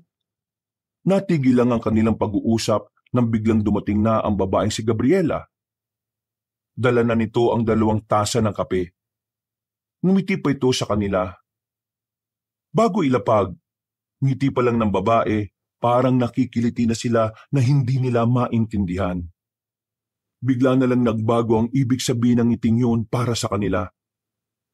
Masarap ang kaping yan, purong-puro. Pero, pasensya na kayo kung yan lang ang naibigay ko ha. Wala kasi talaga kami ngayon eh. Hindi, ayos lang naman. Isang karangalan na mapagtimplahan mo kami ng kape. Isa pa, ang sabi nila eh, masasarap daw talaga ang mga kape kapag sa mga ganitong lugar ginawa. Mismo pre. Tara, tikman na natin. Oh, may signal pala rito eh. Sagutin mo na, baka importante yung tawag mo sa cellphone. Sandali lang ah, tumatawag si Airpot eh. Inilapag na muna ni Erwin ang kape. Habang si Rolen naman, sandali pa munang naghintay na makabalik ang kanyang kabady. Nang mapatingin siya kay Gabriela, nakangiti ito sa kanya at parabang sinasabi nito na inuminan niya ang kape. Inamoy niya ang kape.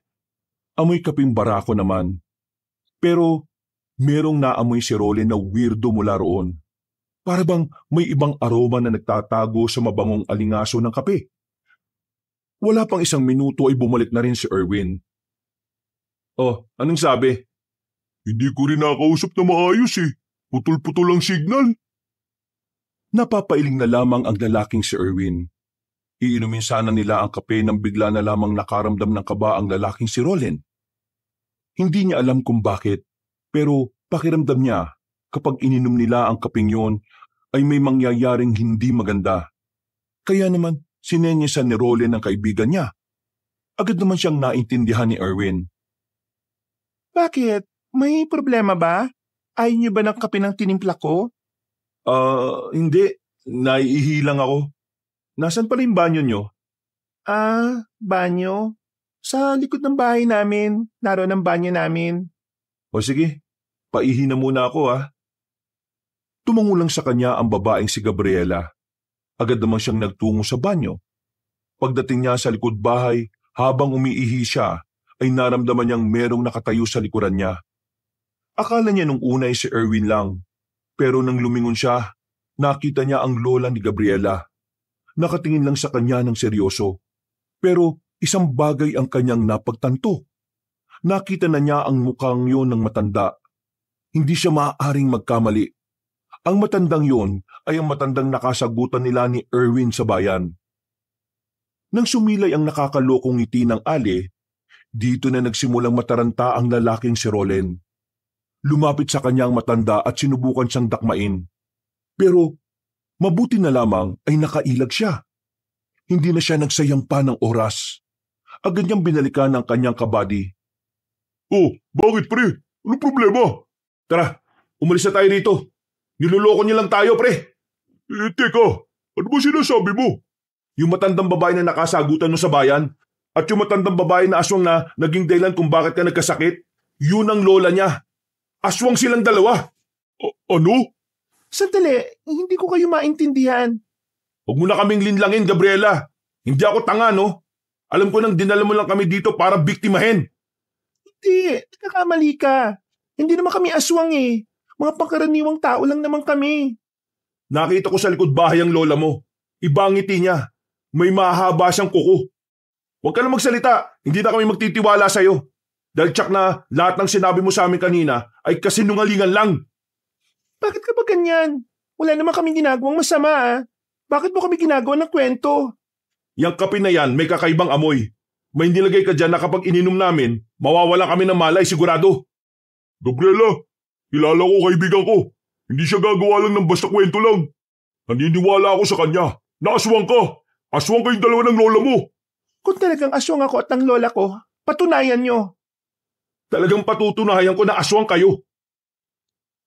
Agad na may binunot ang lalaking si Roland sa kanyang maliit na bag. Inilabas niya mula roon ang senyoritang baril. Nanlaki ang mga mata ng dalagang si Gabriela. Tila nakilala nito ang baril na yon. Kinalabit ni Roland ang gatilyo. Sa pagkakataong yon ay may narinig na siyang putok mula sa baril na yon. Nakita rin ni Erwin ang malakidlat na nanggagaling sa baril. Nagawang makailag ng babae. Mabilis itong gumapang patungo sa silong ng bahay. Noong mga sandaling yon, kumpirmado na nga nilang aswang ang babae pati na rin ang lola nito. Dahil dito, nabuo ang pagnanais sa kalooban ni Roland na mapuksa ang dalawang aswang. Hindi na niya naisip kung ano ang maaaring panganib na maidulot nito sa kanya. Ang tanging tumatakbo na lamang sa kanyang isipan ay ang mabawasan ng kalaban ng kanilang angkan. Gagi, buti na lang naalaman mo kaagad. Di ko kasi talaga nahalata eh. Dapat nga kanina ko pa nahalata eh. Nakarating pa tayo rito bago ko natuklasan. Bakit ka nga pala may dalang baril? Saka ko nikukwento sa'yo. Basta, kailangan muna nating lagasin ng dalawang to. Nakiramdam ang dalawang binata habang nasa bakuran sila. Maraan silang naglakad palapit sa bahay. Pagsilip nila sa ilalim ng bahay, bigla na lamang nilang nakita ang matandang babae na nasa bubungan na. Tumalon ito palapit sa kanila. Ilag, buddy! Pero huli na ang lahat. Nahawakan ng matandang babae si Erwin. Nang subukan nitong kumawala ay nasugatan ito sa balikat. Hindi naman nagsayang ng sandali si Roland. Agad niyang binaril ang matanda. Pero dahil hindi pa naman niya kabisado ang paggamit ng mahiwagang baril na yon, hindi rin niya tinamaan ang matandang aswang. Agad yung tumalon papunta sa gilid ng bahay. Nang nabuli naman ito ni Roland, ay hindi na niya yon nakita roon. Ayos ka lang, pre? Oo, ayos lang. Daplis lang naman to eh. Hindi ko mapatamaan eh. Ewan ko ba sa baril na to? Ano gagawin natin ngayon? Wala akong may tulong. Wala akong baril eh. Atras muna. Kakaibang dalawang aswang na ito. Ang bibilis eh. Sinuyod na muna nila ng tingin ng paligid. Maya-maya lang ay agad na rin silang umalis. Habang tumatakbo sila sa kalagitnaan ng kagubatan, naramdaman nilang may sumusunod sa kanila. Kaya naman, mas lalo pa nilang binilisan ang kanilang takbo. Nang dumating sila sa taniman ng mga saging, dito na sila hinarang ng maglola. Madilim sa parting yon, kaya naman hindi naging madali para sa magkaibigan ang mga sandaling ito. Saan kayo pupunta? Uuwi? Ha? Akala mo natatakot kami sa'yo? Manigas ka! Ang lakas ng lobo porque gamit mo ang senyorita. Pero hindi mo naman maitama. Ibig sabihin lang, hindi naman talaga ikaw ang nagmamay-ari niyan. Hindi ka marunong. Sige, iputok mo!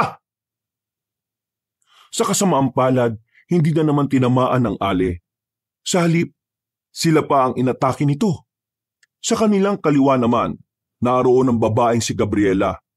Nakaiwas sila sa mga yon, pero natumba si Erwin at pumaibabo na sa kanya ang dalaga. Buddy! Wisit na babae ito ah! Pagtingin naman ni Roland sa kanyang harapan ay naroon na ang matandang aswang. Kinalmot siya nito pero sa hindi malamang dahilan nakailag si Roland ng mabilis. Maging ang babaeng aswang din ay nagtaka kung papaano niya yon ginawa. Namangha si Roland sa sarili niya sa mga oras na yon. At nang makita niyang nakapaibabaw si Gabriela sa kanya, hindi na siya nagsayang ng pagkakataon. Habang nararamdaman niya ang kakaibang enerhiya sa kanyang buong pagkatao, binaril niya si Gabriela. At sa pagkakataong ito, tinamaan na niya ang babae sa likod. Hindi pa siya nakontento. Sinundan niya pa ng isa pang putok, na naging dahilan naman kung bakit nalagutan agad ng hininga ang babae. Anong ginawa niya sa ka? Buddy! Agad na nilapitan ni Roland ang kanyang kaibigan. Pinagbababaril niya ang matandang ali, pero nagagawa pa rin itong makailag. Nagtago ito kung saan at tinig lamang nito ang naririnig nila. Pagbabayaran niyo ang ginawa niyo sa aking apo. Ikaw lalaki ka. Uubusin ko ang angkan mo. Uubusin namin ang angkan niyong lahat. Hindi kita hayaan na mangyari ang sinasabi mo. Papaslangin ko kayong lahat. Kahit na kailan talaga, kayong mga Tebes ang hadlang sa mga layunin namin. Kayo ang salot sa mga buhay namin. Kayo ang salot. Kaya lumabas ka dyan at tapusin na natin to. Uy, nakakatakot ka na. Parang hindi na ikaw yan ha. Kailangan natin makipagtapangan sa matandang to. Aswang to pre. Aswang. Biglang humangin na malakas. Dahil dito, hindi na nila narinig ang mga kaluskos na ginagawa ng matandang babae.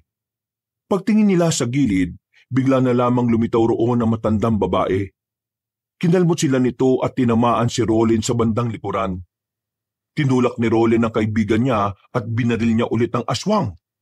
Pero dahil sa kirot na kanyang nararamdaman, hindi na naman niya yun tinamaan. Magkakasunod na putok ng baril ang kanyang pinakawalan, pero tinakasan lang siya ng matandang aswang.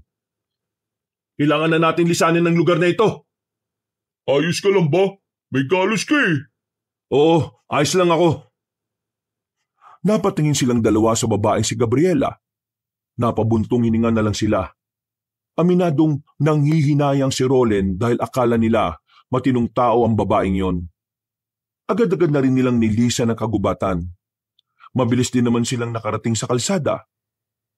Maswerte namang may napadaan na sasakyan at nakisabay na rin sila roon. Isinama ni Roland si Erwin sa kanyang bahay. Kinontak niya agad si Francis pati na rin si Mr. Young. Maging ang matandang inchik, hindi rin makapaniwala na nakalaban ni Roland ang isa sa mga mababangis na aswang. Bilad na pangalan matanda babangis na aswang. Siya asawa na pinuro aswang. Hindi ako makapaniwala na ikaw laban sa aswang na mabangis. Ha! Pinahanga mo ko, Lolen. Pero ikaw ingat lagi ha. Kasi yung kalaban mo, delikado, malakas, mabangis, mautak. Nagkataon lang na ikaw dalabalil, senyorita. Hindi siya handa kaya wala siya gawa sa'yo. Buti, yan la sugat mo. Asawa siya ng pinuno ng mga aswang? Ibig sabihin, alam din niya parte ako ng angkan namin? Oo, alam niya. Kaya si Kolo ikaw kanila kuha. Planado nila lahat. Buti na lang ikaw talino at nala mo, senyorita. Mga siraulong yun. Muntikan pa kami ha. Buti nga napatay ko yung apo niya. Ano yung sabi? Iyo pa, apo niya? Oo, napatay ko yung babae. Nasa ibabaw na siya ni Erwin eh. Kaya yun, binaril ko gamit yung senyorita.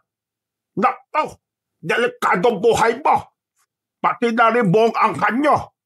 Kailangan mo na alal paano gamit ang senyorita maayos. Insan, kailangan mong mag-ingat sa oras na aalis ka. Dahil sa ginawa mo, malamang sa malamang, mas bibilisan na nila yung paggawa ng hakbang para maubos ang angkan natin. Mukhang eto na talaga ang oras para sumunod ka sa yapak ni Lolo. Hindi ko kayo maintindihan. Pero base sa mga sinabi niyo parang matagal yun ang kaaway ang mga aswang Napalunok na lamang ng laway si Rolen. Alam niya na sa mga susunod na araw, maaaring magsimula na ang laban niya kontra sa mga aswang. Nawiwindang na lamang siya sa mga nangyayari. Dahil parang kailan lang ay mga rebelde lamang ang iniintindi niyang makakalaban. Pero sa mga puntong ito, alam niyang higit na roon ang maaari niyang makaharap. Kinabukasan, hindi na nagsayang ng panahon si Rolen. Kahit na hindi pa man gumagaling ang kanyang natamong sugat, siya na mismo ang nakiusap kay Mr. Yang na ituro sa kanya ang lahat ng nalalaman sa paggamit ng senyoritang baril. Marami siyang binasang libro, marami siyang inaral na kasaysayan at pati na rin ang ilang ritual na makakatulong upang maintindihan niya ang diwa ng kapangyarihan ng baril. Hindi na napapansin ni Rolen na lumilipas na pala ang araw. Unti-unti na rin niyang nasasanay ang kanyang sarili. Unti-unti na rin niyang natututunan kung papaano ginagamit ang baril. Talagang puspusan na ang pagpapractice mo, Insan Ikaw na talaga susunod sa yapak ni Lolo. Kailangan Sabi sa akin ni Mr. Yang, malaki ang tsansa na bibiglain tayo ng mga aswang na yun. Nananahimik kasi sila. Yun ang nakakatakot. Naabisuhan na ba yung iba nating mga kamag-anak? Oo, nasabihan na namin sila. Buti nga naniwala kaagad sila Paano hindi maniniwala? Ikaw lang naman yata yung hindi nakakalam tungkol sa pagiging manunugis at birador ni Lolo. Nasa kagubatan sila ng tanghaling yon. Nagpapahangin si Rolen habang kumakain ng paborito nitong biko. Habang nagmumuni-muni sila, bigla na lamang nakaramdam ng kaba si Rolen. Oh, bakit? Anong problema? Hindi ko alam Bigla na lang akong kinabahan. Si Mr. Yang ba? Nakausap mo ngayong araw? Kaninang umaga lang. Tinanong niya ako kung kumusta ka na. Puntahan natin si Mr. Yang. Ha? Ngayon na? Oo, hindi ako mapakali. Isinuksok na ni Rolen ang kanyang baril sa tagiliran. Hindi na sila nagsayang ng oras at agad na rin silang tumungo sa kinaroroonan ng matandang si Mr. Yang. Makailang ulit silang kumatok, pero walang nagbubukas ng pinto. Nang itulak nila ang pinto, ay saka lamang nila nalaman na nakabukas pala yun. Marahang binuksan ni Rolen ang pintuan. Sa hindi malamang dahilan, lumakas na naman ang kanyang kaba. Nang sumilip na sila sa loob ng bahay, dito na nila nakita ang matandang si Mr. Yang. Nakadapa, may dugo sa sahig. Hindi na ito gumagalaw. Mr. Yang! Lumapit agad si Rolen. Naghihingalo pa ang matanda nang subukan niya itong kausapin. Ikaw, Pag-asa. Ikaw, sa Moriones. Doon sila lahat. Mr. Yang, kumapit ka lang. Dadaling ka namin sa... Mr. Yang! Uy! Mr. Yang! Kahit anong tawag ni Rolen ng pangalan ng matandang inchik, ay hindi na ito dumidilat.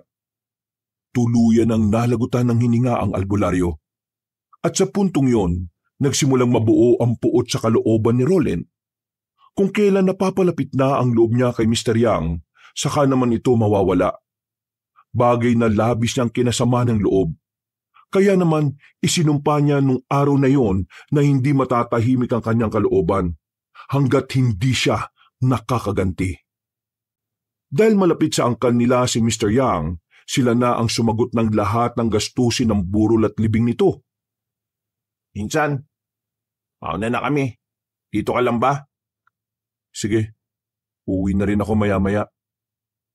Nakatingin lamang si Roland sa puntod ni Mr. Yang na katabi lang din naman ang puntod ng kanyang lolo. Nagsarado ang kanyang kamao. Hindi niya pa rin matanggap na sa isang iglap nawala ang albularyo na magiging gabay niya sana hanggang sa huli ng kanyang laban. Mr. Yang, Lolo, huwag kayong mag-alala. Ako ang tatapos sa laban na iniwan ninyo. Mas lalong humigpit ang pagkakasarado ng kanyang kamao. Pinangako niya sa kanyang sarili na kahit na anong mangyari, hindi siya papayag na hindi mapapanagot ang mga aswang sa lahat ng kasamaan nito. Pag-uwi niya sa kanyang bahay, naabutan niyang naroon si Francis. Tila alam na nito ang kanyang gagawin. Tumayo si Francis at lumapit sa kanya. Anong gagawin mo? Wala. Anong ibig mo sabihin? Alam ko na pupuntahan mo yung kinaroroonan ng mga aswang eh. Oo, pupuntahan ko yun. At uubusin ko silang lahat. Sasama ako, Insan. Hindi pwede.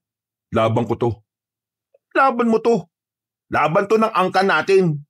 Pinsan mo ako. Parte ako ng pamilyang to. Pero ako lang ang may responsibilidad na tapusin ang laban na to sa mga aswang. Hindi ka kasali rito. Ayaw kitang madamay. Gustuin mo man o hindi, damay ako dito. Kasi magkadugo tayo. At tayo magkakadugo ang punteriya ng mga aswang na yun. Isama mo na ako, Insan. Ito na lang yung tamang pagkakataon para mapatunayan ko sa mga magulang ko na meron din akong ambag sa angkan natin. Di ba hindi ko kaya magsundalo? Kahit man lang sa ganitong pamamaraan, magawa ko man lang. Huminga ng malalim si Roland. Mukhang hindi na niya mapipigilan pa ang binata. Kaya naman, hinayaan na lang din niya ito. O sige na, maganda ka na. Ngayon na kagad? Oo, wala tayong sasayanging oras. Ngayong alam ko na kung nasan sila matatagpuan, ako na mismo pupunta sa kanila. Sige, sama niyo na rin ako. Sabay na napalingon na magpinsan sa pintuan. Nakita nila roon si Erwin. Itim ang lahat ng suot nito at meron na ring dalang armas. Narinig kita kahapon kanina, buddy. Kaya naisip ko na maganda na rin dahil gusto kitang tulungan. Buddy, labas ka rito. Problema ng pamilya namin to. Kung ganon, hayaan mong gawin kong daylan ang mga kasamahan natin pinaslang ng mga aswang. Gusto ko silang igante. Pero hindi sila mga pangkaraniwan. Nakita mo naman kung paano nila tayo atakihin ng gabing yon. Alam ko, kaya nga hinanda ko na sarili ko para sa mga oras na ganito. Isama na natin siya, Insan. Mas marami, mas maganda. Buddy, tandaan mo magkabady tayo. Ang laban mo, laban ko rin. Yun ang turo sa atin ni Major Teves nung nabubuhay pa siya. Isang malalim na paghinga na naman ang nagawa ni Roland. Kalaunan, nakumbinsi rin siya ng dalawa. Sa parehong gabi, umalis silang tatlo. Gamit ang sasakyan ni Erwin ay bumiyahe sila patungo sa nayon ng Moriones. Ang lugar na kilala sa bentahan ng lambanog sa kanilang lugar. Pero lingid sa kanilang kaalaman na meron palang nagtatagong mga aswang doon. Astig nitong sasakyan mo, Erwin. Ang ganda. Ang sarap imaneho ng manobela, oh. Focus ka lang sa daan. Madilim ang dinaraanan natin. Baka bigla tayo maaksidente. Nakafocus naman ako eh. Ay, teka, Roland, Insan. Paano pala natin malalaman kung aswang ang isang tao? Paano natin malalaman kung sino kalaban natin? Kaya ko nang maramdaman ang presensya ng mga aswang. Totoo pala talaga yung mga ritual na ginagawa ni Mr. Yang sa'yo no? Nakatulong talaga eh. Parang hindi ka na normal na tao ngayon. Sa totoo lang, buddy. Hindi pa rin ako makapaniwala na ito ka na. Nalalaba ka na sa mga aswang. Akalain mo yun? Mas malala pa yung kakalabanin mo ngayon. Mas mahirap pa itong misyon na ito kaysa nung nasa army pa tayo eh. Hindi ko rin inaasahan na ako ang susunod sa yapak ni Lolo eh. Yung mga nangyari sa buhay natin ngayon, yun ang naging senyales na maging ganito ako. Kaya mamaya, ihandaan niyo ang sarili ninyo. Ikaw Francis, marunong ka ba talagang humawak ng baril? Kahit na hindi ako nagsundalo, marunong naman ako. Nag-aral din naman ako niyan eh. Kaya wala kayong dapat na ipag-alala sa akin. O sige, sabi mo yan eh. Namaya niya katahimikan sa loob ng sasakyan. Tahimik lamang sila habang tinatahak ang biyahe. Si Rolin, wala siyang ibang iniisip kundi ang mga mangyayari. Alam niya sa kanyang sarili na handang-handa naman siya. Pero kahit na ganoon, hindi niya pa rin maiwasang hindi mabahala. Hindi niya minamaliit ang kakayahan ng mga aswang, kaya kahit na may kakayahan siyang pumaslang, hindi pa rin siya nagiging kampante. Tumigil ang sasakyan sa gilid ng kalsada. Nagtaka naman sila nang marinig na parang may kumalabog sa makina. Erwin, may problema yata ang makina ng sasakyan mo eh oh. Mukhang pinipigilan ka talagang sumama. Iwan na lang natin tong sasakyan. Malapit na rin naman to sa Moriones eh. Ha? Sigurado ka? Oo, luma na rin kasi yung sasakyan na to eh. Balikan na lang natin to bukas. Kung ganun eh, tara na. Iniwan nila ang sasakyan sa gilid. Sinimulan na rin nila ang paglalakad. Dumaan lang sila sa gilid ng medyo may kadiliman. Iniiwasan kasi nilang may makakita sa kanila dahil baka paghinalaan sila ng mga rebelde. Mahabang baril kasi ang dala ni Francis at Erwin. Kung sakali mang dumating tayo sa puntong kailangan nyo ng mamili, piliin nyo lang palagi yung sarili nyong kaligtasan ha. Hindi pwedeng mamatay tayong lahat. Kailangan may makaligtas. Mas maganda kung lahat tayo ay makakabalik ng buhay. Napatangon na lamang ang dalawang lalaki. Habang papalapit sila ng papalapit, nakakaramdam na rin ng kaba si Rolin. Hindi nagtagal, natanaw na rin nila ang kabilang nayon.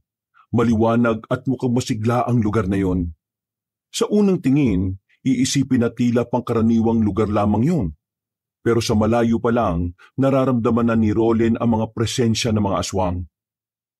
Ihandaan niyo mga sarili ninyo. Papasok na tayo sa lugar nila. Buddy, kilala mo ba yung pinakapinuno nila? Oo, sinabi na sa akin ni Mr. Yang yon.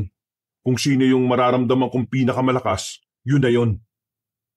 Nagmamadali silang makalapit sa nayon ng Moriones. Dumaan muna sila sa gilid para walang makaalam ng kanilang gagawin. Nung oras na yon, isa sa problema nila ay kung paano nila hahanapin ang kinaroroonan ng pinuno ng mga aswang. Sinusubukan kasing pakiramdaman ni Rolin ng paligid, pero wala silang mararamdaman na kakaibang presensya.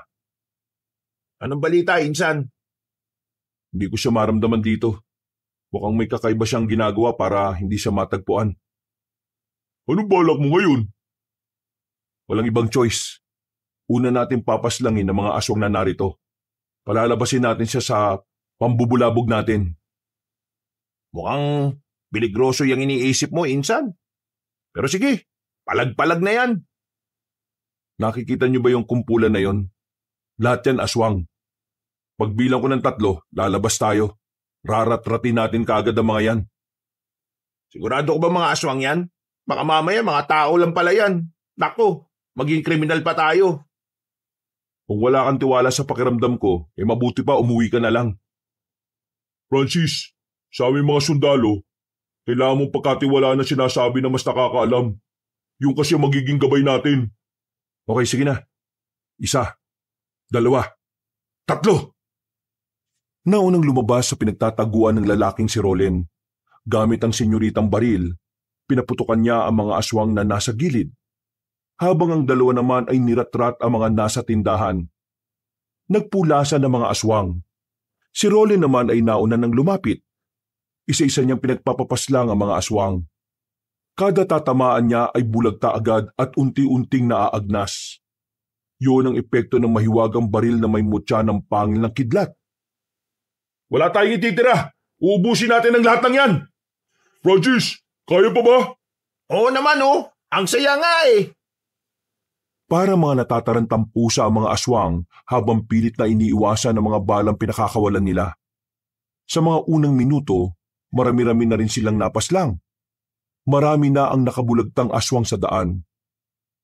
Mararamdaman ang galit ng mga nilalang sa kung papaano umangil ang mga yon. Sandaling natigil ang putukan nang wala na silang nakikitang aswang sa paligid. Pero nararamdaman pa rin ni Rolly ang presensya ng mga yon. Batid niyang nagtatago lamang ang mga aswang sa kung saan. Ilabas niyo pinuno ninyo! Ubusin namin kay lahat, sige kayo! Walang tumutugon sa kanila. Pero mga ilang sandali lang, nakarinig na si Rolly ng mahinang palakpak. Pagtingin nila sa gilid, nakita ni Rolly na matandang si Miranda, ang babaeng hindi niya nagawang paslangin nang takasan siya nito. Ang lakas din naman ng loob niyong dumayo sa mismong balwarte namin. Ito ba ang pamamaraan mo ng pagsasayang ng buhay? Ilang beses na pinaputukan ni Rolly na matandang babae pero hindi niya ito matamaan. Tumatawa-tawa pa ang matanda sa kanya. Tila minamalit lang ang kanyang kakayahan sa pag-asinta. Buddy, insan, ay nang bahala sa iba. Ako na munang bahala sa matandang to. Sige, dito na muna kami. Halika na, Francis! Tumungo sa kabilang direksyon ng dalawang binata, habang naiwan naman si Rolly sa harap na matandang babae. Nakatayo ang ali sa itaas ng bubungan. Tila hindi na yon nababahala pa sa hawak-hawak niyang baril. Kupas na ang baril na yan, iho! Ilang henerasyon nyo na ang gumamit niyan. Kaya sa henerasyon mo, madali na lang yan tapatan. Hindi ako mapapaslang ng baril na yan. Nagsasayang ka lang ng oras mo. Wala akong pakialam. Ang mahalaga sa akin, mapaslang kita sa kahit na anong paraan na alam ko. Tatapusin kita agad, tanda. Kapag natapos na kita, isusunod ka naman ang asawa mo. Ikaw? Gustong tumapat kay Lakay? Alam mo ba kung ano sinasabi mo? Walang-wala ka pa sa kalingkingan niya. Hindi mo ba naiintindihan kung bakit hindi siya humaharap sa iyo? Kasi ako lang ang kalibel mo. Dami mo pang satsat. Umatake ka na, tanda. Ang incheck na albularyo, hindi mo ba itatanong kung ano ang ginawa ko sa kanya? Pinahirapan ko lang naman siya. Binugbog siya ng mga kasama ko at pagkatapos ay kinalmot ko siya ng marami sa kung saan-saang parte ng katawan niya. Napakasarap ng pakiramdam na makitang nahihirapan ng taong hadlang sa amin. Kung naroon ka, siguradong mas magiging masaya ako. Dahil nakita ko sana kung ano ang nararamdaman mo kung nawalan ka ng manimik ka. Hindi na nagsayang pa ng oras si Rolly. Agad niyang pinagbababaril ang matandang babae. Pero kagaya pa rin ng kanina, hindi niya pa rin ito matamaan. Masyadong mabilis sa matanda.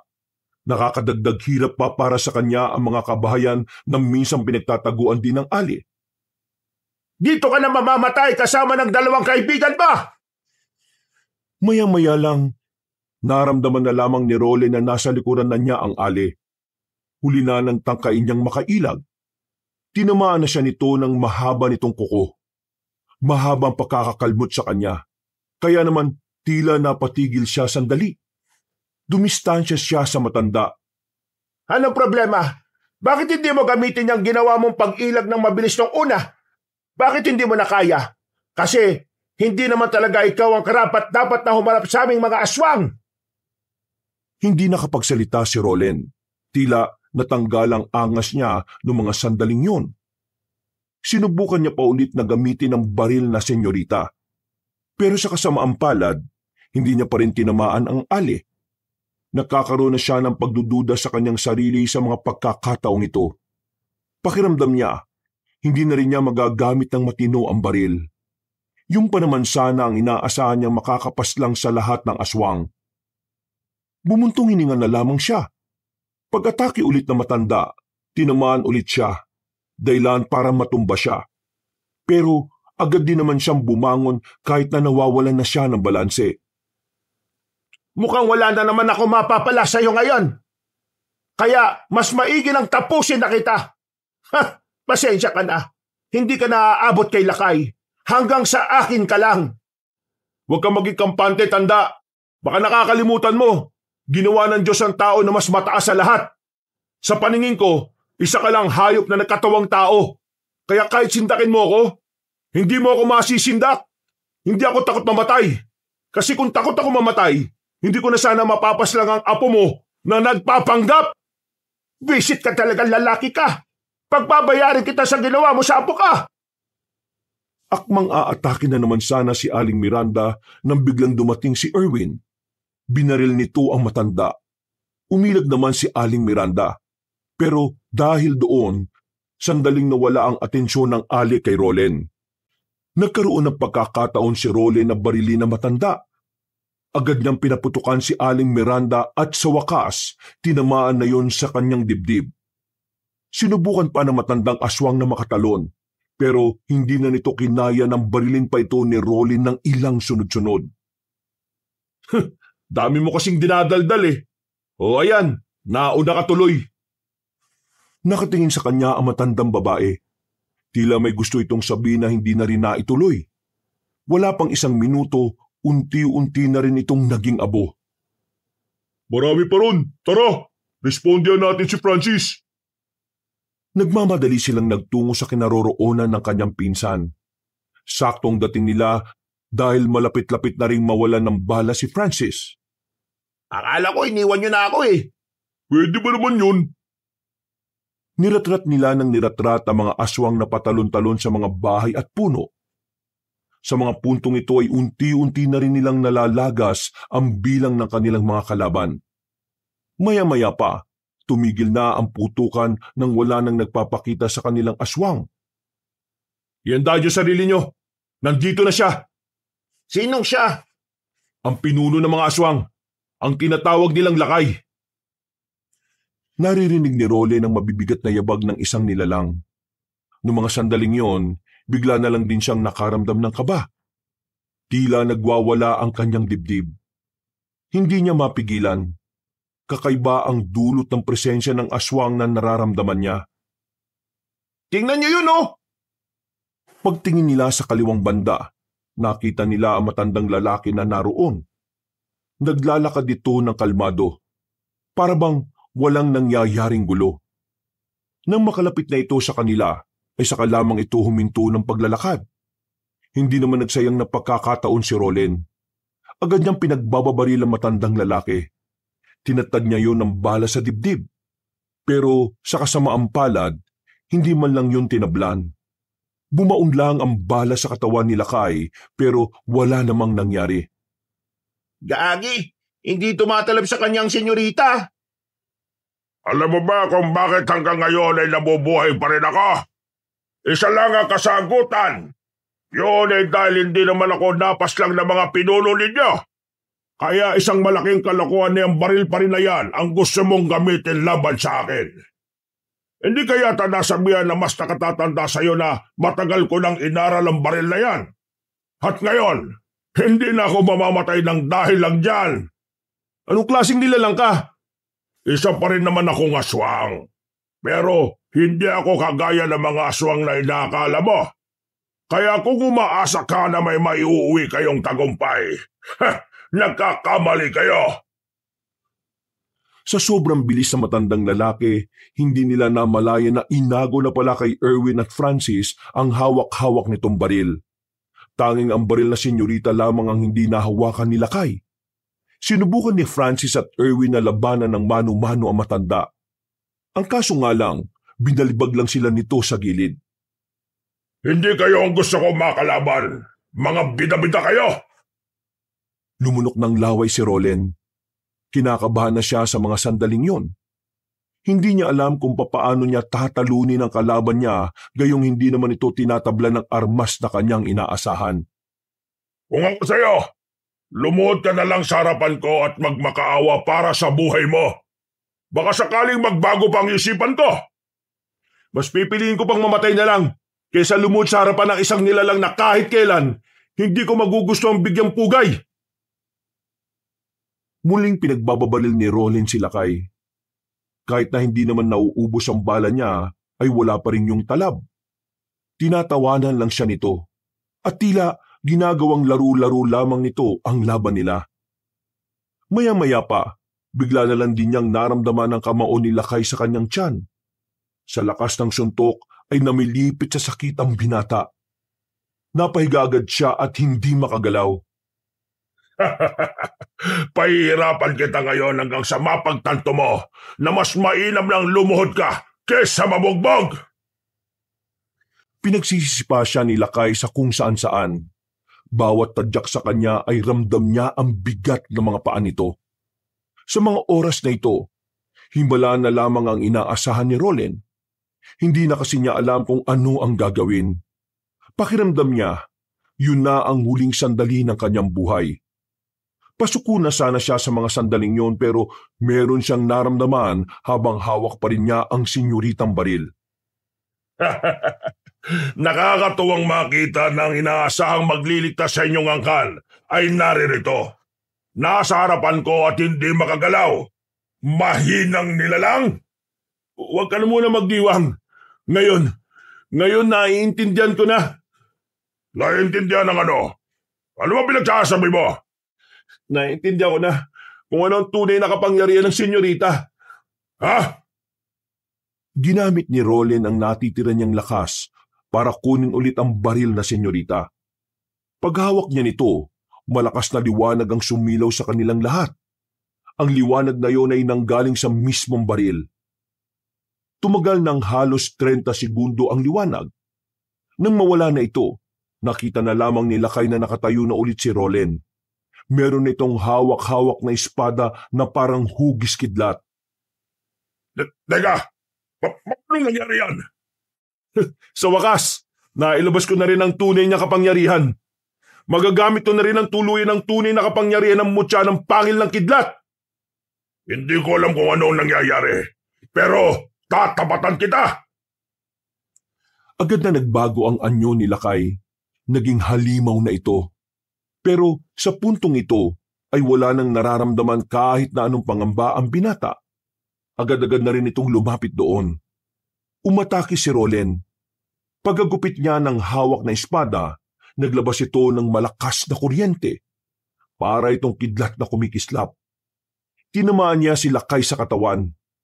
Nalapnos kagad ito na naging dahilan para mas lalo itong magalit. Walang iya ka! Nagmamadaling makalapit sa kanya si Lakay. Pero sa kasamaang palad, hindi naman yun nagtagumpay na makatama kay Rolen. Ibang level na ang galaw ng binata sa mga oras na ito. Hindi na ito normal. At parang kalkulado na rin ni Rolen ang kilos ng kanyang kalaban. Ganun kabilis nagbago ang ihip ng hangin para sa laban na yon. Oh, bakit? Nagtataka ka ba? Nababahala ka na ba sa ngayon? Kahit na dihado, hindi pa rin nagpatinag ang aswang na si Lakay.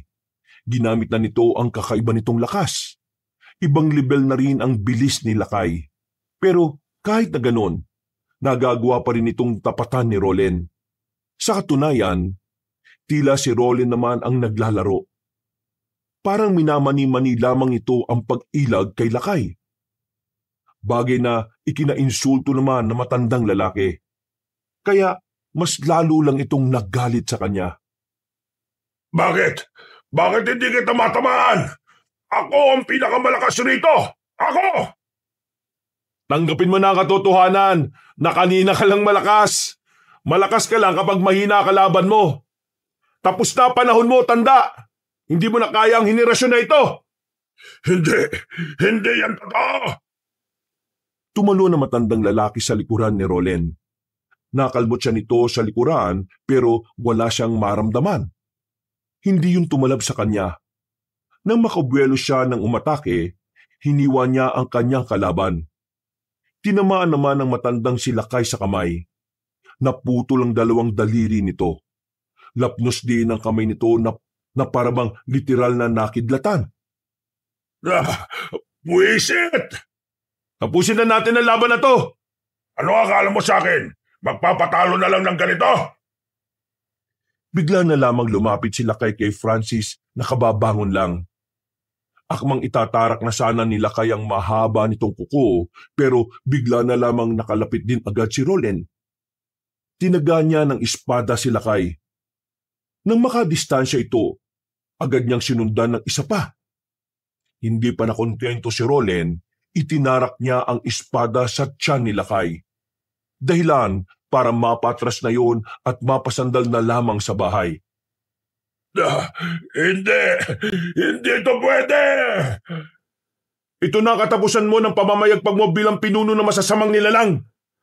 Kailangan mo nang tanggapin na hanggang dito ka na lamang. Itinaas na ni Rolen ang kanyang espada. Merong tumamang malakas na kidlat sa espadang yon. Pagkatapos, agad na itinarak ni Rolen ang espada sa kaliwang dibdib ni Lakay. Nung mga sandaling yon, tuluyan na ngang natalo ang pinuno ng mga aswang. Ang galing mo! Saan galing yung espadang yan?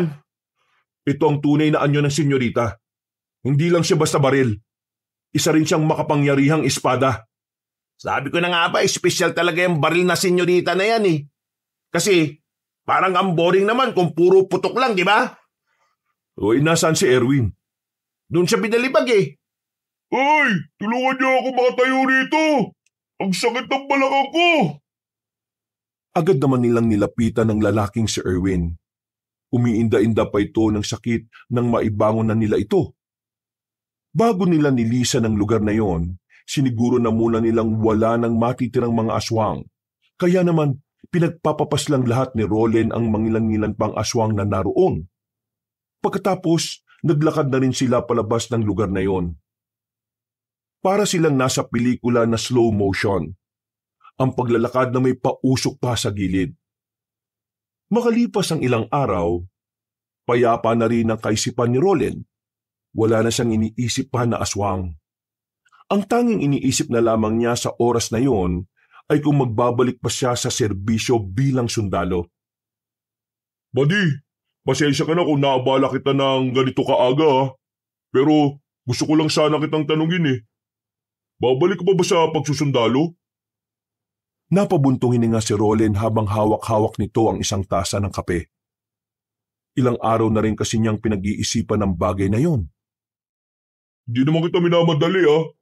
Pag-isipan mo lang na maigi. Ako kasi, babalik ako eh. Kasi gusto kong patunayan sa sarili ko na talagang kaya ko. Isa pa, wala naman ako naging problema sa serbisyo ko eh.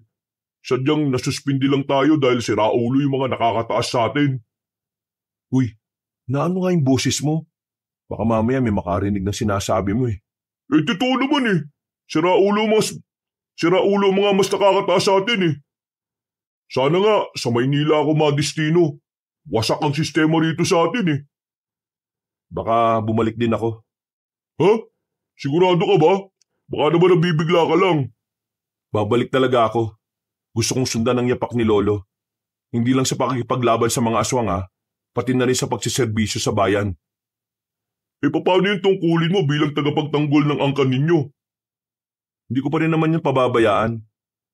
Ngayong wala na ang mga aswang, oras naman para ipagtanggol ko ang bayan. Hanip, kaya hindi talaga ako nagkamali na ikaw ang kinaibigan ko eh.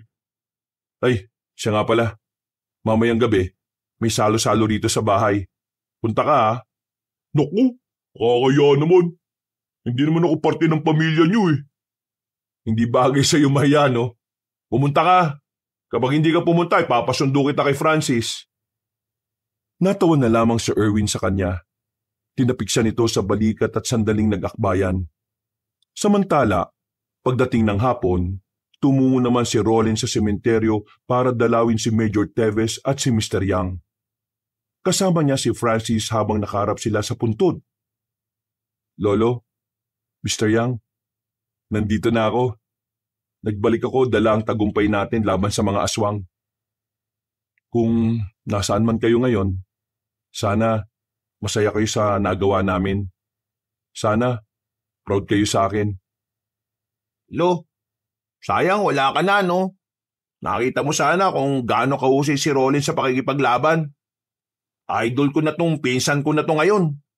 Siya ang gagawin kong bida sa ginagawa kong libro. Ikaw talaga. Masyado mo naman pinalalaki ulo ko eh. Di, totoo naman insan eh. Ang astig mo talaga. Nag-akbayan na lamang ang dalawa habang kinakausap ang puntod ng dalawang matanda. Masaya si Rolen kahit wala na ang dalawang matandang naging mahalaga sa kanya. At sa bagong kabanata ng kanyang buhay, susubukan naman niyang tularan ng kanyang lolo sa pagiging mabuti at epektibong alagad ng bayan. Wakas,